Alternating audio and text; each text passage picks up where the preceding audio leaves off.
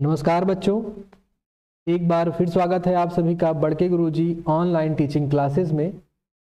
और जैसा कि हमने आपके जो इतिहास का क्रम जारी रखा हुआ है, उसी क्रम में एक कड़ी और जोड़ते हुए आज हम आपके लिए लेकर के आए हैं अध्याय 6, जिसका नाम है नए प्रश्न नए विचार। तो बच्चों, इससे पहले हमने आपको अध्याय 1 से लेकर के अध्याय 5 तक के वीडियो उपलब्ध कराए हुए हैं और हमने इन अध्यायों के बारे में, या यूं कह लूं इन चैप्टर्स के बारे में विस्तार पूर्वक आपको समझाया हुआ है। तो जो बच्चे नए हैं या पहली बार अध्याय 6 पर देख रहे हैं वीडियो को, उनसे मेरा अनुरोध यही रहेगा कि आप जा करके पुराने अध्याय को जरूर पढ़ लें, एक बार देख लें, क्योंकि जो जानकारियां रहती हैं बच्चों वो क्रम से रहती हैं। अध्याय 1 जब आप पढ़ते हैं तो उसी क्रम में अध्याय 2 के बारे में भी आपको जानकारी अच्छे समझ में आती है, 2 से 3 के बारे में, 3 से 4 के बारे में और 4 से 5 के बारे में। तो अगर आपको बहुत अच्छे तरीके से इस चैप्टर को समझना है कि आपको ये जानकारी बहुत ही सटीक लगे, अच्छी लगे, तो आपको ये पांचों चैप्टर के बारे में पता भी होना चाहिए बच्चों, ठीक है। हालांकि मेरा प्रयास रहता है कि मेरी वीडियो को बच्चा कहीं से भी देख रहा हो, चाहे आप पहली बार दूसरे चैप्टर से देख रहे हो, चौथे से देख रहे हो, तब भी मैं प्रयास करता हूँ कि उसको जानकारी इतनी सटीक दी जाए और पुराने चैप्टर्स के बारे में बताया जाए ताकि उसको कोई दिक्कत ना होने पाए। इसीलिए अमूमन आपने देखा होगा कि हमारी वीडियोस कुछ लंबी भी होती हैं, ठीक है। तो जैसा कि मैं बात करूं, हम पहुंच गए हैं अब अध्याय 6 पर बच्चों, ठीक है। जो बच्चे हमारे साथ रेगुलर बने हुए हैं, अगर जिन्होंने रिवीजन किया है, मैं हमेशा कहता भी रहता हूँ आप रिवीजन करा करिए, क्योंकि अगर आप रिवीजन नहीं करेंगे बच्चों, रिवीजन का बहुत बड़ा जो है रोल होता है, ठीक है। कोई चीज़ आपने पढ़ी और अगर आपने उसको नहीं दोहराया या रिवीजन नहीं किया तो आप उसको परमानेंटली बच्चों भूल जाएंगे एकदम से, ठीक है।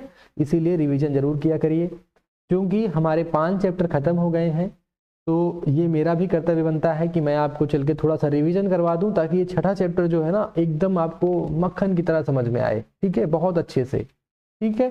तो यहाँ पर एक फायदा उनको भी, उन बच्चों को भी मिलेगा जो पहली बार हमारी वीडियो देख रहे हैं अध्याय 6 में। तो देखिए, आप लोग को पहले की वीडियो पढ़ने हैं, जाकर के देखने हैं, लेकिन अभी मैं जो शुरू कर रहा हूँ उसमें मैं एक छोटा रिवीजन करता हूँ आप सभी का, ठीक है। चलिए एक छोटा सा रिवीजन कर लेते हैं हम लोग। तो बच्चों, जैसा कि मैंने आपको पढ़ाना शुरू किया था हमारे अतीत, ठीक है, क्या पढ़ाना शुरू किया गया था? हमारे अतीत फर्स्ट, ठीक है, जिसको मैं कह सकता हूं आपको इतिहास पढ़ाना शुरू किया था मैंने। क्या पढ़ाना शुरू किया था? इतिहास पढ़ाना शुरू किया था बच्चों, ठीक है। अब जैसा कि हम जानते हैं, जैसे मान लीजिए अगर आप आज के दौर में हैं, 2022 में या 23 में जो भी हैं, ठीक है, तो आप क्या देखते हैं, आपके पीछे एक बहुत लंबा इतिहास है बच्चों, ठीक है। तकरीबन 20 लाख वर्ष पूर्व का इतिहास है हमारे पास। वर्ष पूर्व का हमारे पास इतिहास है। इन इतिहास को जानने के लिए, ठीक है, आपको बड़ी मशक्कत करनी पड़ेगी कि यार हम कैसे जाने इस इतिहास को, ठीक है। तो हमने क्या किया कि इनके कालक्रमों को, खंडों को बांट लिया, यानी इतिहास को हमने बताया आपको कि 3 खंडों में हमने बांट लिया, ठीक है। हमने एक को नाम दे दिया प्राचीन इतिहास, ठीक है, प्राचीन इतिहास। चलिए, हमने इसको प्राचीन इतिहास नाम दे दिया। और दूसरे खंड को हमने, यानी हमने 3 भागों में बांटा हुआ है इसको बच्चों, ठीक है। और दूसरे को हमने दे दिया मध्यकालीन इतिहास, मध्यकालीन इतिहास, ठीक है। चलिए, और इसको हमने कहा तीसरे को आधुनिक इतिहास, आधुनिक इतिहास, ठीक है। चलिए, इसके कालक्रम को बांट लिए अगर बच्चों हम, कालक्रम मतलब कब से कब तक प्राचीन इतिहास था। अच्छा, जो बच्चों को प्राचीन मतलब पुराना मैंने बताया ही है, मध्यकालीन मतलब बीच का, और आधुनिक मतलब जल्दी का, यानी कि थोड़ा अपने आसपास का ही, ठीक है। अच्छा, जिन बच्चों को नहीं समझ में आ रहा है, एक एग्जाम्पल के तौर पे मैं यहाँ समझा देता हूँ। जैसे मान लीजिए मैं पूछूं आपकी, भाई 1 साल पहले आपने जो है आप कहाँ गए थे या आप क्या कर रहे थे, ठीक है। तो आप कहेंगे यार 1 साल तो बहुत पुराना हो गया, कुछ लोगों को पूछ करके बताना पड़ेगा, बहुत मशक्कत करनी पड़ेगी मुझे, ठीक है। तो अगर मैं 1 साल की बात करूं कि 1 साल पहले आपको क्या हुआ था, क्या आप अपने बारे में जानकारी दीजिए, तो आप कहेंगे यार बहुत पुराना है, तो इसको मैं प्राचीन नाम लिख सकता हूँ कि नहीं लिख सकता हूँ बच्चों, ठीक है।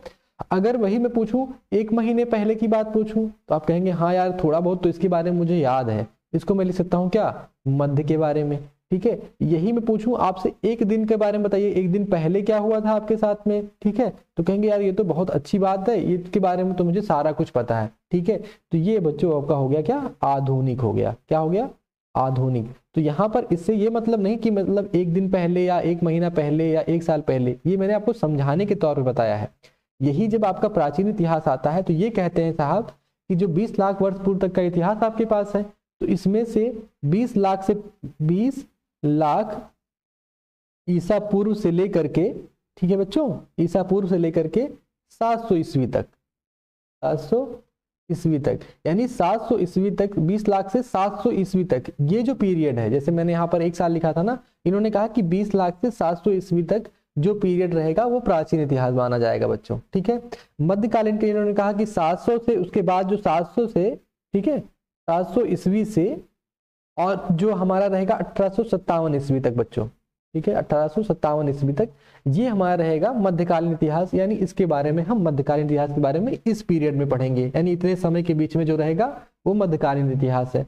और अगर बात करूं 1857 से लेकर के और अब तक मतलब जब तक आपका एक दिन पिछला जो भी चीजें हैं वो भी एक इतिहास के रूप में जानी जाएंगी, तो अब तक की बात कर लूं तो ये आपका क्या हो गया बच्चों, आधुनिक इतिहास हो गया। लेकिन अब देखिए यहाँ पर दो चीजें, एक डाउट आपको आ सकता है कि ईसा पूर्व जो लिख रहा हूँ, ईस्वी लिख रहा हूँ, इसमें क्या है बच्चों, ठीक है। मैंने आपको पहले चैप्टर में बहुत अच्छी तरीके से पढ़ाया है, फिर भी यहाँ रिवीजन की हमारी क्लास है तो मैं बताता हूँ ईसा पूर्व और ईस्वी में क्या अंतर होता है। तो देखिए हमने क्या माना कि एक ईस्वी हमने माना था ईसा मसीह का जन्म बच्चों, ईसा मसीह का जन्म माना बच्चों, ठीक है। चलिए, तो इनका जब हमने जन्म माना तो ये कहा गया कि इनके जन्म के बाद जो भी चीजें हैं, जो भी तारीखें ली जाएंगी, उसको हम क्या मानेंगे, ईस्वी मानेंगे, ठीक है। सॉरी, ईसा पूर्व नहीं, ईस्वी मानेंगे। यानी कि 2022 है आपका या 23 है तो उसको हम 2022 ईस्वी लिखेंगे, ठीक है। लेकिन इनके जन्म के पहले जाएंगे बच्चों आप, ठीक है, इनके जन्म के पहले अगर आप जाएंगे तो उसको क्या लिखा जाएगा, ईसा पूर्व लिखा जाएगा, ठीक है। क्यों, क्योंकि ईसा, यहाँ देखिए ईसा नाम आया ना, तो ईस्वी और ईसा पूर्व। अच्छा, कुछ लोग इसको लिखते हैं बच्चों बीसी, सॉरी इसको एडी लिखा जाता है, एडी एनो डोमिनी, और ईस्वी पूर्व को लिखा जाता है बीसी, ठीक है, बिफोर क्राइस्ट। और कहीं कहीं भी देखा हो आपने लिखा जाता है बीसीई, बिफोर कॉमन एरा, और इसको लिखा जाता है सीई, कॉमन एरा। तो यहाँ पर एक रिवीजन ये भी मैंने आपको बता ही दिया है, हालांकि मैंने पहले चैप्टर में बहुत अच्छी तरीके से इसको समझाया भी है बच्चों आपको, ठीक है। तो चलिए अब हम और आप, जैसे मैं बता दूं कि आप किस क्लास में पढ़ रहे हैं, आप पढ़ रहे हैं बच्चों क्लास 6 में, हम पढ़ रहे हैं किसमें, क्लास 6 में, ठीक है। तो क्लास 6 में तो सारी इतिहास आपको पढ़ने की जरूरत तो है नहीं, हमारे अतीत फर्स्ट का मतलब इतिहास था, लेकिन इतिहास में इतनी चीजें हमें नहीं पढ़नी है, नहीं तो किताब क्या हो जाएगी, बहुत मोटी हो जाएगी। तो उन्होंने कहा एक काम करिए भाई साहब, ये 2 चीजें आपको नहीं पढ़नी है, ठीक है। अभी आप मध्यकालीन इतिहास और आधुनिक इतिहास ना पढ़िए, आप क्लास 6 में हैं, अभी आप छोटे हैं, तो आप क्या पढ़ेंगे, आप केवल प्राचीन इतिहास पढ़ेंगे बच्चों, ठीक है। यानी इतने साल पहले से लेकर के 700 साल तक, यानी 700 ईसा पूर्व ईस्वी तक, यानी ईसा मसीह के जन्म के 700 ईस्वी तक क्या हुआ था, इसमें क्लियर हो गया होगा बच्चों ना। कि अगर मैं बात करूं यहाँ पर, मान लीजिए कहीं पर 700 होगा, क्या होगा, 700 होगा, यानी कि ईसा मसीह के जन्म के 700 साल बाद तक का, और इससे पहले 20 लाख साल पहले तक का, ठीक है। यहाँ मैं 20 लाख अगर लिख देता हूँ, चलो 20 लाख मैंने लिख दिया यहाँ पर, सॉरी 20 लाख यहाँ पे लिख देता हूँ अगर मैं, 20 लाख, ठीक है। यानी 20 लाख साल से लेकर के और 700 साल, इस बीच जो भी कुछ हुआ है उसको हम जानेंगे, और उसी के बारे में आपकी इस किताब में बच्चों लिखा भी गया है। तो शुरुआत से मैंने पढ़ाया भी है और पढ़ा भी है हमने।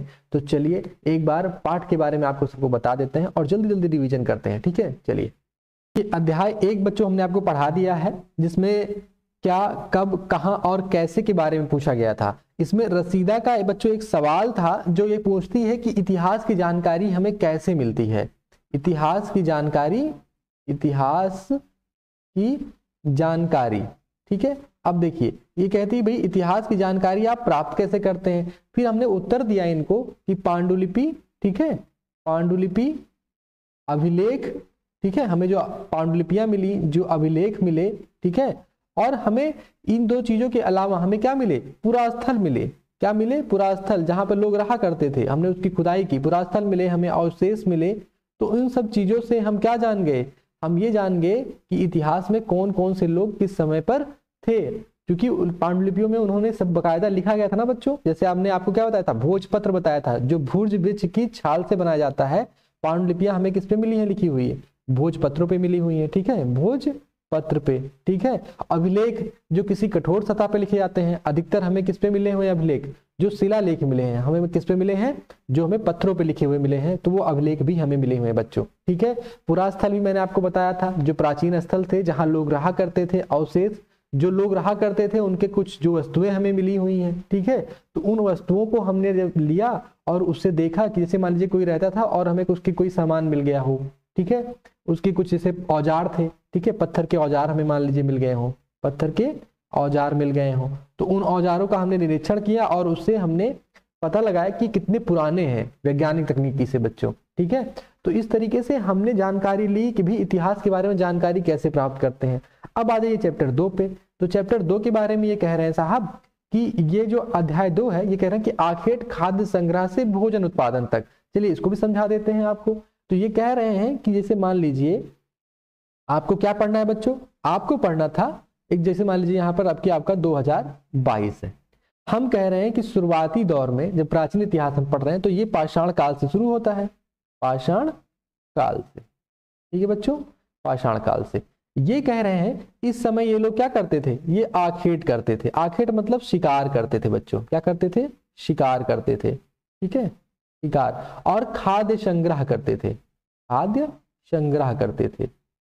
चलिए हमने बात मान ली कि जो हमारे पुराने लोग थे ना बच्चे, पूर्वज जो हमारे थे, वो क्या करते थे, वो पत्थरों के युग में थे, पत्थरों से शिकार भी करते थे, उसके औजार बनाते थे, और वो केवल शिकार और मतलब अपने खाने पीने का सामान इकट्ठा कर लिया, कोई और उनके जीवन में काम नहीं था, केवल शिकार करना था और खाना इकट्ठा करना था, यानी अपने जीवन यापन करना था बच्चों। और वो एक स्थान से दूसरे स्थान घूमते रहते थे, ठीक है। उसके बाद उन्होंने क्या किया, उनके जीवन में परिवर्तन आता है थोड़ा बहुत, ठीक है। परिवर्तन कैसे आता है, परिवर्तन ऐसे आता है कि वो भोजन उत्पादन करने लगे। क्या करने लगे बच्चों, भोजन उत्पादन करने लगे, ठीक है। चलिए भोजन उत्पादन करने लगे, इसका मतलब क्या होता है कि वो लोग खेती करने लगे बच्चों, खेती करना, क्या होता है, खेती करना। चलिए, और इसको मैं अगर और शुद्ध भाषा में लिखूं तो मैं कहता हूँ कृषि ना, कृषि करने लगे। और कृषि के साथ साथ वो पशुपालन भी करने लगे बच्चों, क्या करने लगे, पशुपालन करने लगे, ठीक है। यानी जहां पाषाण काल में वो पत्थरों का औजार बनाते थे और बस केवल शिकार करते थे, एक स्थान से दूसरे स्थान पर घूमा करते थे, वहीं जब मैंने आपको ये चैप्टर पढ़ाया था, चैप्टर 2 पढ़ाया था, तो उसमें वो क्या करने लगे, ये सब करते करते वो भोजन उत्पादन भी करने लगे। याद कीजिए हमने आपको बताया था सुलेमान और किरथर की पहाड़ियां बताई थी ना, और क्या बताई थी, किरथर, ठीक है, सुलेमान और किरथर की पहाड़ियां जहां हमने चावल उपजाया था। तो ये सारी चीजें जानकारियां मैंने आपको दी ही थी। तो वही वो क्या करने लगे, भोजन का उत्पादन करने लगे बच्चों, ठीक है। इसी में मैंने आपको बताया था पुरा पाषाण काल, नव पाषाण काल जैसी चीजें बताई थी कि जलवायु परिवर्तन होता है, ठीक है। और क्या होता है, एक घास के मैदान बनते हैं जहां जानवर बहुत सारे जिंदा रहने लगे, तो वो लोग क्या बन गए, पशुपालक बन गए, ठीक है। चलिए सारी चीजें मैंने आपको डिटेल में पढ़ाई है बच्चों। अब होता क्या है बच्चों, जब ये कृषि करने लगे, पशुपालन करने लगे, तो ये स्थायी निवासी हो गए। क्या हो गए, स्थायी निवासी हो गए, मतलब एक जगह रहने लगे। अब ये अब अपना जगह क्यों छोड़ के जाएंगे भाई, अगर वो कृषि कर रहे हैं या पशुपालन कर रहे हैं तो अगर अपनी जगह छोड़ के चले जाएंगे तो खेती को मतलब वहां पर अनाज जो पैदा हो रहा है उसको कौन मतलब लेगा, ठीक है। तो अब इनको क्या है, भोजन की तलाश में एक दूसरे जगह जाना नहीं पड़ा, क्योंकि वहीं पर वो खेती करके और अपना भोजन उत्पादन कर ले रहे थे, ठीक है, क्योंकि भोजन उत्पादन करना उनको आ गया था। तो एक तरीके से गांव बनने लगे बच्चों, ठीक है। और गांव बनते बनते जब स्थायी निवास हो गया तो आरंभिक नगर हमें देखने को मिले बच्चों। क्या देखने को मिले हमें, आरंभिक नगर देखने को मिले बच्चों, ठीक है। बहुत इंपॉर्टेंट टॉपिक है ये आरंभिक नगर, ठीक है बच्चों। अब मैं ले चलता हूं अगले वाले चैप्टर में। देखिए ये देखिए अध्याय 3 देखिए आप लोग, अध्याय 3 में क्या है, आरंभिक नगर है बच्चों, ठीक है। इसमें होता क्या है, हमने आपको एक हड़प्पा की कहानी बताई है, हड़प्पा की कहानी बताई है।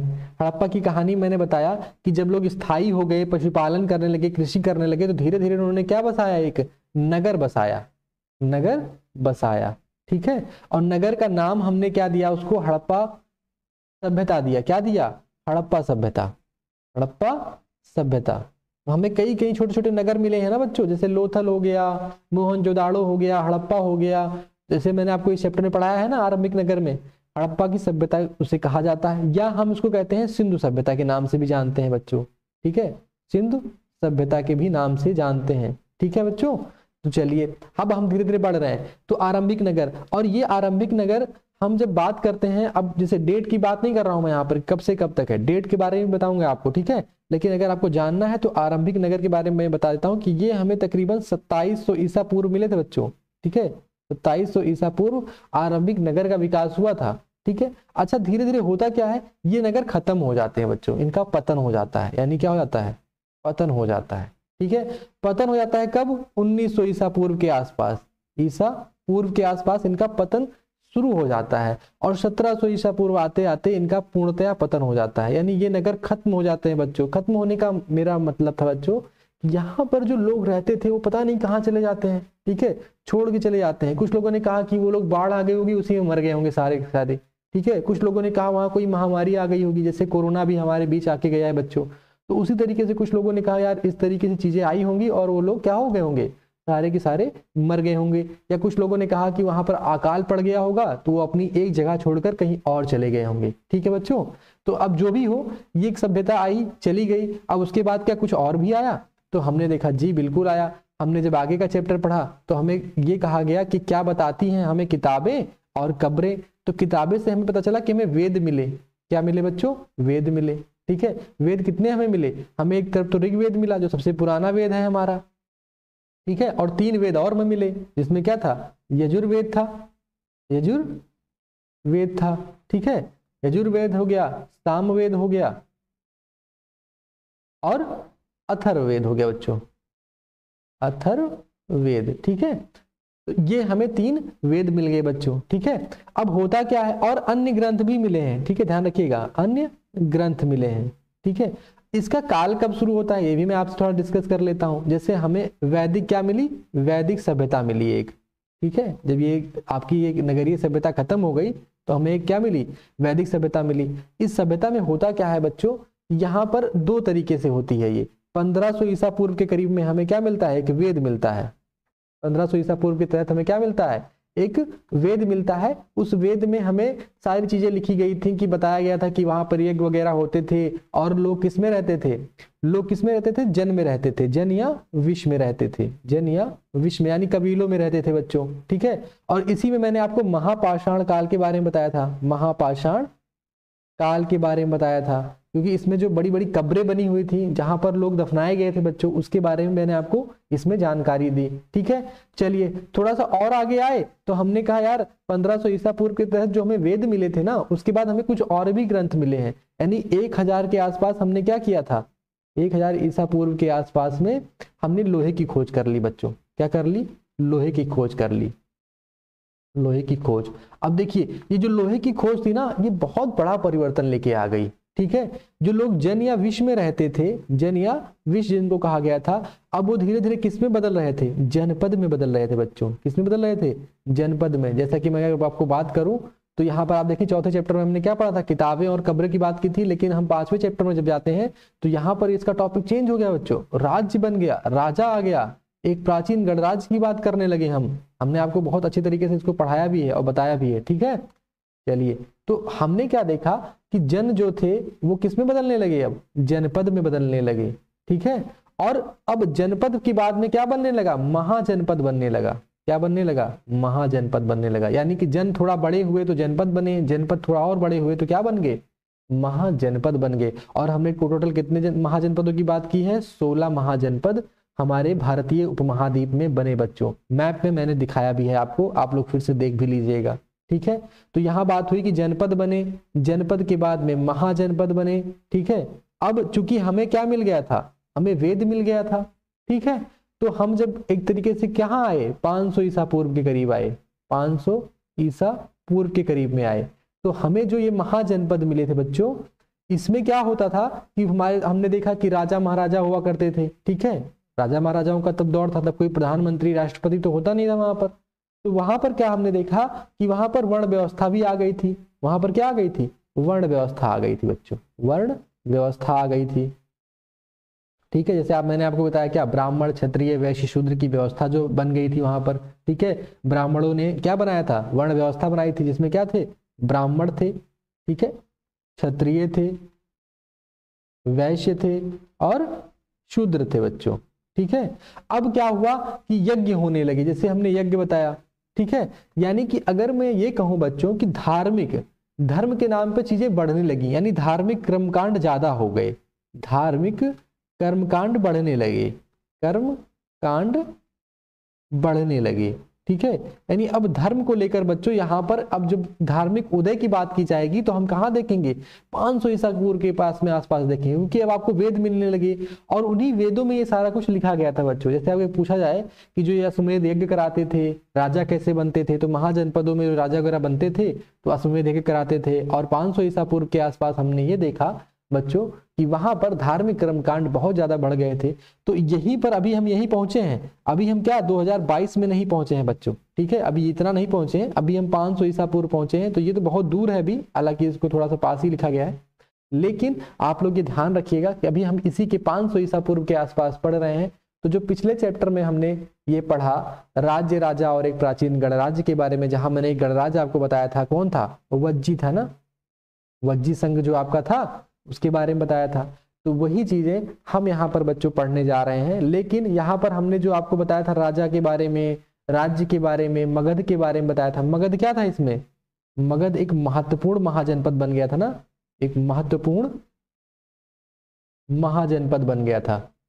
ठीक है, क्यों, क्योंकि ये इसने क्या किया था कि हमने वहां देखा कि जब हमने जनपद में लोग बना तो वहां कर प्रणाली की व्यवस्था कर दी गई, कर प्रणाली, लोगों से कर लिया जाने लगा। ठीक है, कि सबसे कैसे कर लिया जाएगा राज्य को चलाने के लिए। राजा अपने किले बंदी कराते थे, अपने जो उसका राज्य को मतलब एक तरीके से घेराव करते थे। ठीक है, और वहां पर अपना बड़ा बड़ा वो भी बनवाते थे, महल वगैरह में रहते थे वो लोग। ठीक है, लेकिन उससे पहले जब ऋग्वैदिक काल में हमने देखा था तो कैसे राजा थे वो लोग एक तरीके से नाम के राजा थे। जैसे मैंने आपको यहाँ बताया है बच्चों कि जब ये वैदिक सभ्यता आई तो वैदिक सभ्यता में दो चीजों का था, 1500 ईसा पूर्व के तहत में जब जन या विष थे तो इनके जो राजा बनते थे वो राजा कैसे होते थे, वो राजन होते थे। ठीक है, वो कबीलों में रहते थे लोग तो राजन होते थे, नाम के राजा थे। लेकिन धीरे धीरे करके क्या हो गए, जब लोहे की खोज हो गई, थोड़ा सा कृषि और उन्नत हो गई तो कर लिया जाने लगा, महाजनपद बने, राजा अश्वमेध यज्ञ होने लगे। ठीक है बच्चों, और ये तरीके से जो वर्णों में बांट दिया गया सबको, ब्राह्मण, क्षत्रिय, वैश्य, शूद्र,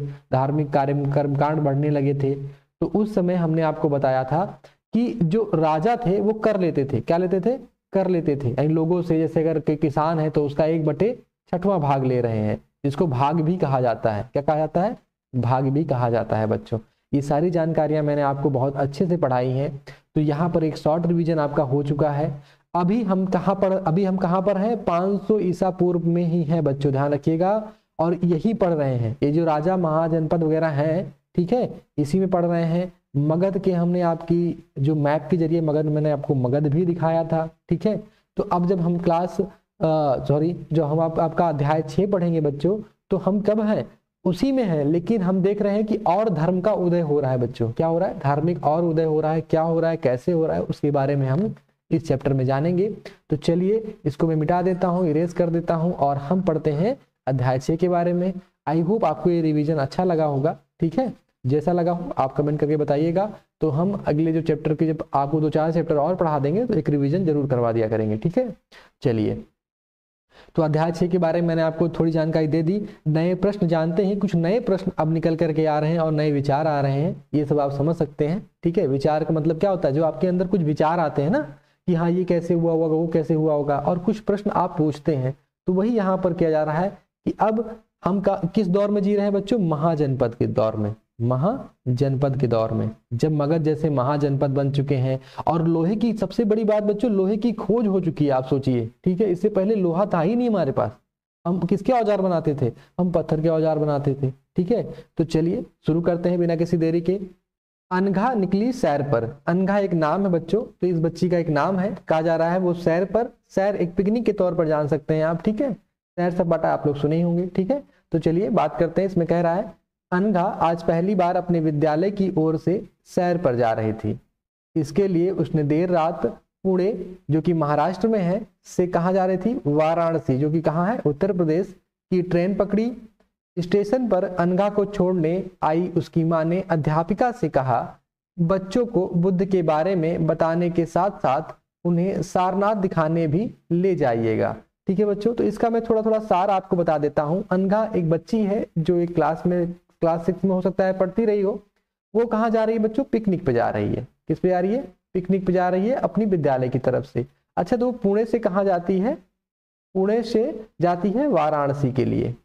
वाराणसी के लिए यहाँ बता दिया गया है कि पुणे आपका महाराष्ट्र में है, वाराणसी आपका उत्तर प्रदेश में है। अच्छा, तो उसको जो है देर रात कहाँ से? पुणे से ट्रेन पकड़नी होती है। तो अनघा को छोड़ने कौन आया था? उसकी माँ आई हुई थी। लिखा गया ना, उसकी माँ आई थी। तो माँ ने वहां पर जो अध्यापक थे उनसे कहा, क्योंकि आप भी पिकनिक गए होंगे बच्चों, तो अगर आपको पता होगा कि जो विद्यालय आपको पिकनिक पर ले जाते हैं तो उसमें अध्यापक भी जाते हैं आपके साथ, आपकी देख रेख के लिए। ठीक है बच्चों। तो अध्यापक वहां पर, उन्होंने जो उनकी माँ थी अनघा की, उन्होंने अध्यापक से कहा कि बच्चों को जो है, केवल अनघा को नहीं कहा, उनको सभी बच्चों को कहा कि बुद्ध के बारे में जरूर बताइएगा। बताने के साथ साथ उन्हें सारनाथ भी दिखाने ले जाइएगा। यानी कि ये तो आपको पता ही हो गया कि सारनाथ जरूर वाराणसी में होगा। इसीलिए उनकी माँ ने कहा कि भाई जब ये वाराणसी जा ही रही है तो सारनाथ जरूर देख लें। ऐसा क्यों कहा, आगे हम चल करके देखते हैं अनघा की माँ ने। ठीक है, चलिए। बुद्ध की कहानी। तो बच्चों, जैसा कि आप सबके दिमाग में भी एक प्रश्न आता होगा कि बुद्ध कौन है।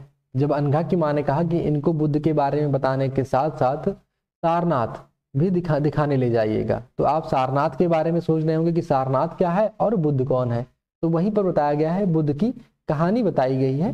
तो कहा जा रहा है कि बौद्ध धर्म के संस्थापक सिद्धार्थ थे, यानी जिन्होंने बौद्ध धर्म की स्थापना की। बच्चों, बौद्ध क्या है? एक धर्म है जिसकी स्थापना सिद्धार्थ ने की। यानी मैं अगर आपसे कहूँ कि आपका घर किसने बनाया है, तो आप कहेंगे मेरे पिताजी ने हमारे घर का निर्माण करवाया है।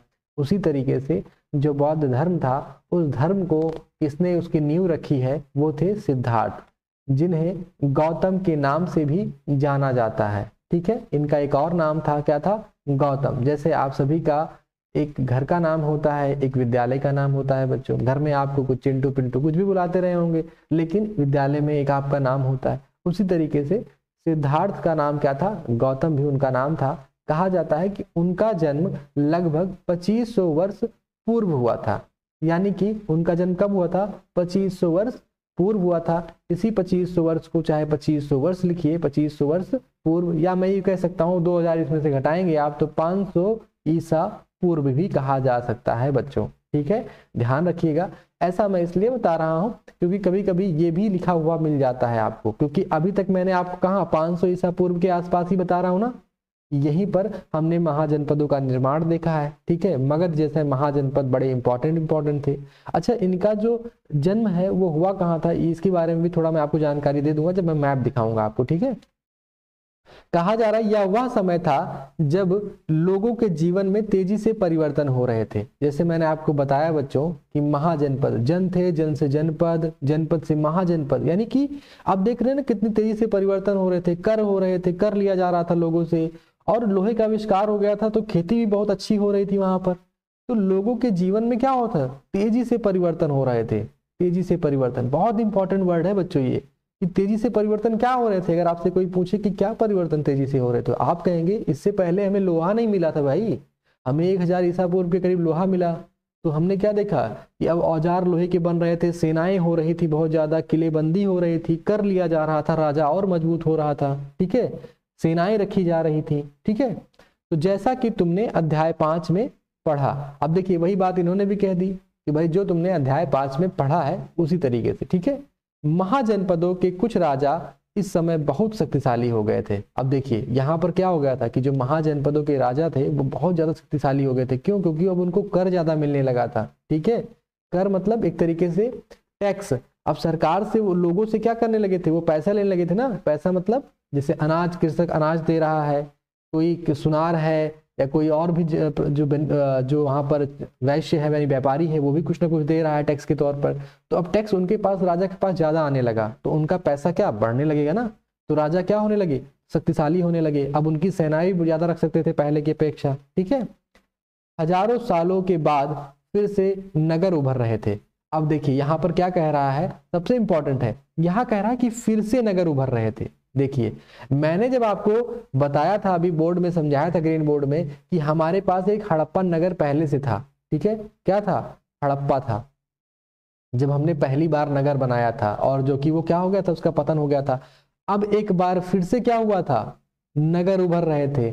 जब क्या होता है, सुविधाएं बढ़ती हैं बच्चों, तभी तो नगर का विकास होता है। ठीक है, शहरों में आप क्या देखते हैं, अच्छे अच्छे मकान बने हुए हैं, लोग अच्छे अच्छे घरों में रह रहे हैं, वहां पर कोई समस्या नहीं है, परेशानी नहीं है, मतलब देखा जाए तो रोड भी अच्छी पक्की बनी हुई है। लेकिन गाँव में क्या है, बिजली पानी की समस्या रहती है, ठीक है, और रोडें भी उतनी अच्छी नहीं बनी रहती हैं। तो वही कहा जा रहा है कि नगर जो थे, नगर मतलब शहर की बात कर रहा है बच्चों, ठीक है, गांव के जीवन में भी बदलाव आ रहा था। ठीक है, अध्याय 9 देखो, तो अध्याय अभी 9 नहीं देखेंगे, जब अध्याय 9 आएगा तब हम इसकी चर्चा करेंगे। तो यानी गांव के जीवन में भी क्या हो रहा था, बदलाव हो रहा था। कैसे बदलाव हो रहा था कि वहां के लोग जो खेती किसानी के लिए जो उनके पास औजार नहीं थे, अब वो लोहे के औजार आराम से बना रहे थे, और बहुत सारी चीजें बदल भी रही थी उनके जीवन में। ठीक है, बहुत से विचारक इन परिवर्तनों को समझने का प्रयास कर रहे थे। देखिए, यही उनके सारे प्रश्न जो आते नहीं, एक विचार जो उनके दिमाग में आ रहे थे कि वो समझने की कोशिश कर रहे थे कि यार इतनी तेजी से कैसे बदल रहा है चीजों का। ठीक है, वे जीवन के सच्चे अर्थ को भी जानना चाह रहे थे। अच्छा, अब लोग क्या थे कि जैसे कृषक है, वो जी तोड़ मेहनत किए जा रहा है खेती में, ठीक है, व्यापारी है तो व्यापार में उलझा हुआ है, राजा है तो कर वसूलने में या अपने राज्य को सुरक्षित रखने में है। ठीक है, तो कुछ लोग उसमें थे जो सच्चे अर्थ को जानना चाहते थे कि मतलब आखिर मनुष्य का जो हमारा जन्म है वो मतलब हमें क्या करना चाहिए, हमारा एक्चुअल में काम क्या है। ठीक है, इस तरीके से वहां जो प्रश्न आ रहे थे। अब कहा जा रहा है कि बुद्ध क्षत्रिय थे, यानी कि जो बुद्ध के बारे में बात की गई है वही ये सिद्धार्थ जो गौतम है वही सेम है जिनको बुद्ध कहा गया। ठीक है, तो बुद्ध कौन थे, क्षत्रिय थे। जो वर्ण व्यवस्था यहाँ पे बात निकल के आ गई ना, ब्राह्मण क्षत्रिय वैश्य शूद्र, तो बुद्ध क्या थे, क्षत्रिय थे, और शाक्य नामक एक छोटे से गण से संबंधित थे। अब देखिए ये किसके थे, शाक्य थे। शाक्य नामक एक छोटे से गण से संबंधित थे। जो गण हुआ करते थे बच्चों, वो कई भागों में बटे हुए थे। ठीक है, वो कई भाग से ये भाग के, तो कई भागों में बटे हुए थे, लेकिन फिर भी क्या अलग अलग वो राज्य करते थे, एक साथ राज्य करते थे मतलब।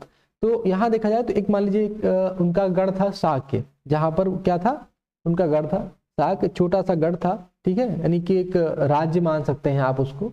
और शाक्य के क्या थे, वो एक तरीके से उससे संबंधित थे। ठीक है, युवावस्था में ही ज्ञान की खोज में उन्होंने घर के सुखों को छोड़ दिया। यानी जब वो एक तरीके तकरीबन 30 साल की उम्र में थे तो उन्होंने क्या किया था, ज्ञान की खोज। अब आप पूछेंगे ज्ञान क्या होता है, देखिए वो यही जानना चाहते थे कि मनुष्य का जो जन्म हुआ है किस लिए हुआ है, हमें क्या इन सब चीजों के पीछे पढ़ना चाहिए कि नहीं पढ़ना चाहिए, हमें क्या करना चाहिए क्या नहीं करना चाहिए, जीवन में क्या सही है क्या गलत है। तो इन सब चीजों की खोज में वो क्या करने लगे, अपने घर के सुखों को क्या कर दिया उन्होंने, छोड़ दिया। यानी कि एक क्षत्रिय भी थे, एक राजा के परिवार से वो बिलोंग करते थे, एक राजकुमार थे, लेकिन उन्होंने क्या किया, उन्होंने घर छोड़ देते हैं अपना बच्चों। ठीक है, इनके बारे में और बाकी सारी जानकारी आप आगे पढ़ेंगे। ठीक है, अनेक वर्षों तक वे भ्रमण करते रहे तथा अन्य विचारकों से मिलकर चर्चा करते रहे। ठीक है, यानी अनेक वर्षों तक वो क्या करते रहे, इधर उधर घूमते रहे और चर्चा भी करते रहे। अंततः ज्ञान प्राप्ति के लिए उन्होंने स्वयं ही रास्ता ढूंढने का निश्चय किया। मतलब उन्होंने देखा कि जब लोगों से उनको अच्छा सेटिस्फेक्शन नहीं मिला, जानकारी नहीं मिली, जैसे किसी बच्चे के पास कोई प्रश्न हो वो पूछे और उसको लगे नहीं मुझे संतुष्ट नहीं हूं मुझसे, तो क्या किया उन्होंने स्वयं से ही उसका रास्ता ढूंढने का प्रयास किया, निश्चय किया। इसके लिए उन्होंने बोध गया बिहार में एक पीपल के नीचे कई दिनों तक तपस्या की। अंततः उन्हें ज्ञान प्राप्त हुआ। इसके बाद से वे बुद्ध के रूप में जाने गए। यहाँ से वे वाराणसी के निकट स्थित सारनाथ गए, जहाँ उन्होंने पहली बार उपदेश दिया। कुशीनारा में मृत्यु से पहले का शेष जीवन उन्होंने पैदल ही एक स्थान से दूसरे स्थान की यात्रा करने और लोगों को शिक्षा देने में व्यतीत किया। ठीक है, देखिए यहाँ क्या होता है कि जब उनको ज्ञान प्राप्त होता है बच्चों, तब उन्हें क्या कहा गया, बुद्ध कहा गया। देखिए यहाँ क्या कहा जाता है, बुद्ध कहा जाता है। ठीक है, यहाँ कुछ चीजें बहुत इंपॉर्टेंट है जो मैं आपको हाईलाइट कर दे रहा हूँ। देखिए उन्होंने क्या, जब स्वयं रास्ता ढूंढने का निश्चय किया था तो वो कहाँ गए थे, उन्होंने बोध गया।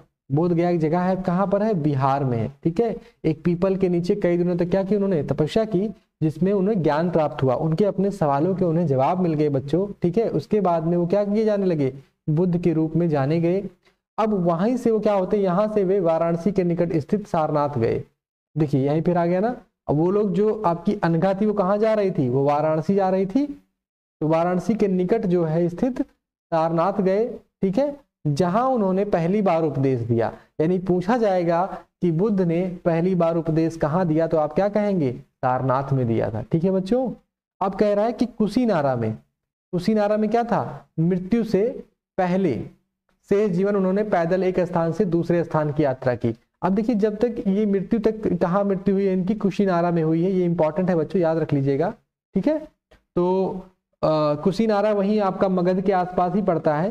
कुशीनारा में क्या हुआ था, इनकी मृत्यु हुई थी, और उसके जब तक अपनी मृत्यु तक ये क्या करते रहे, पैदल ही जाते रहे एक स्थान से दूसरे स्थान तक, और लोगों को शिक्षा देते रहे। ठीक है, शिक्षा देने में अपना सारा जीवन इन्होंने क्या किया, अपना व्यतीत किया, यानी बिता दिया बच्चों। ठीक है, तो आप देख सकते हैं किस तरीके से इन्होंने एक राजा का जीवन छोड़ा और पैदल चल करके लोगों को शिक्षा दी। ठीक है, तो बुद्ध कहीं ना कहीं बहुत बड़ी भूमिका निभाते हैं, जो इन्होंने लोगों को ज्ञान दिया और एक राजा का जीवन छोड़ दिया। यानी बहुत सारे वहाँ ऐशो आराम थे उनको, और छोड़ करके वो क्या करने लगे, पैदल घूम रहे हैं भाई। ठीक है, चलिए समझ में आ गया, थोड़ी बहुत जानकारी आपको समझ में आ गई बुद्ध के बारे में। आगे बढ़ते हैं। बुद्ध ने शिक्षा दी कि यह जीवन कष्टों और दुखों से भरा हुआ है। ठीक है, और ऐसा हमारी इच्छा और लालसाओं जो हमेशा पूरी नहीं हो सकती के कारण होता है। कभी कभी हम जो चाहते हैं वह प्राप्त कर लेने के बाद भी संतुष्ट नहीं होते, एवं और अधिक अथवा अन्य वस्तुओं को पाने की इच्छा करने लगते हैं। बुद्ध ने इस लिप्सा को तहा तृष्णा, ठीक है, तहा या तृष्णा कहा। बुद्ध ने शिक्षा दी कि आत्म संयम अपनाकर हम ऐसी लालसा से मुक्ति पा सकते हैं। देखिए बच्चों, बहुत ही अच्छी चीजें यहाँ बताई गई हैं कि ये कहते हैं कि जो जीवन है हमारा क्या है, दुखों और कष्टों से क्या हुआ है, भरा हुआ। यानी हर व्यक्ति को कुछ ना कुछ तकलीफ है, इनका कहने का मतलब ये है। ठीक है, और ऐसा होता क्यों है, क्योंकि वो हमारी इच्छा और लालसाओं, ठीक है, इच्छा और क्या है, लालसाओं के कारण होता है। यानी आपको इच्छा, जैसे आप मान लीजिए आज साइकिल चला रहे हैं, आप सोचते हैं मुझे यार गाड़ी मिल जाती तो अच्छा रहता। अब गाड़ी जो चला रहा है वो सोचता है मुझे यार कार मिल जाती तो अच्छा रहता। और कार वाला क्या सोच रहा है, मुझे यार जहाज मिल जाता तो अच्छा रहता। तो क्या रहेगा, हमेशा परेशानी रहेगा बच्चा। ठीक है, यार अब उसकी क्या है, इच्छाएं तो पूरी नहीं होने वाली।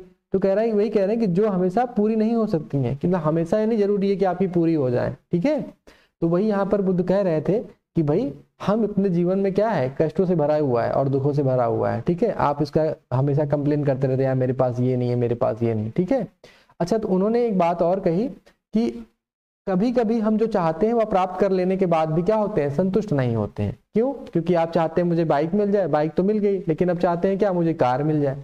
तो वही जो कहने का उनका मतलब था कि इसको क्या कहा जाता है, इस लिप्सा को तृष्णा कहा जाता है। ठीक है, तो एवं अधिक पाने की इच्छा करते हैं जब आप, तो उसको क्या जाता है, तृष्णा कहा जाता है। इंपॉर्टेंट है, याद कर लीजिएगा। तृष्णा किसे कहते हैं, जब हम व्यक्ति किसी चीज को पा लेता भी है जो चाहता है, पर और अधिक पाने की इच्छा करता है। जैसे मैं, आपने कहा कि ठीक है यार मुझे 10,000 रुपए कहीं से मिल जाते तो मेरा ये काम हो जाता, लेकिन मिल गए आपको 10,000 रुपए, मान लीजिए 10 रुपए मिल गए, आप कह रहे यार मुझे और पैसे मिल जाते तो और अच्छा होता। तो इसी को क्या कहा गया, तृष्णा कहा गया। ठीक है, अब बुद्ध ने कहा, शिक्षा दी कि आत्म संयम, आत्म संयम मतलब सेल्फ कंट्रोल, मतलब अपने आप पर संयम, अपने आप पर एक संयम रख करके अपना कर ऐसी लालसा से मुक्ति पा सकते हैं। अगर आप अपने ऊपर संयम रखेंगे, पेशेंस जिसको कहते हैं बच्चों, अगर अपने आप ऊपर संयम रखते हैं कि नहीं ठीक है जो मेरे पास है वो अच्छा है, तो अगर आत्म संयम आप दिखाते हैं तो क्या कर सकते हैं, आप मुक्ति पा सकते हैं। तो यही तो वो सारी शिक्षाएं हैं जो ये दे रहे हैं। तो एक तरीके से अगर मैं बात करूं, आप पूछेंगे यार आपके एग्जाम में कहीं आएगा। देखिए बच्चों, ये एग्जाम में कहीं नहीं आएगा, लेकिन जब जैसे इन जैसे लोगों को जो ऐसी बातें करते हैं, जो ऐसा सोचते हैं, उनको समझाने के लिए बुद्ध की शिक्षा क्या है, बहुत ही इंपॉर्टेंट है। ठीक है, क्योंकि बुद्ध ने जो आपको जानकारी दी, जो शिक्षा दी, वो कहीं ना कहीं आपको लगता है कि हाँ यार बुद्ध ये बातें सही कह रहे थे, जो बुद्ध ने कहा है वो बहुत अच्छी शिक्षा दी है हमें। ठीक है, उन्होंने लोगों को दयालु होने तथा मनुष्यों के साथ साथ जानवरों के जीवन का भी आदर करने की शिक्षा दी। यानी उन्होंने कहा ऐसा नहीं कि जानवरों को आप मारो पीटो या इधर उधर भगा दो या उनसे कुछ क्रूरता करो आप लोग। ठीक है, उन्होंने क्या कहा कि उन्होंने दयालु होना चाहिए, लोगों को क्या होना चाहिए, दयालु होने के साथ साथ मनुष्यों के साथ साथ जानवरों के जीवन का भी आदर करना चाहिए। यानी हमें जानना चाहिए कि उनका भी कोई जीवन है, उनको भी जरूरत पड़ती है या उनको भी तकलीफ होती है। ठीक है, तो दयालु बनना चाहिए बच्चों में। ठीक है, वे मानते थे कि हमारे कर्मों के परिणाम चाहे वे अच्छे हों या बुरे, हमारे वर्तमान जीवन के साथ साथ बाद के जीवन को भी प्रभावित करते हैं।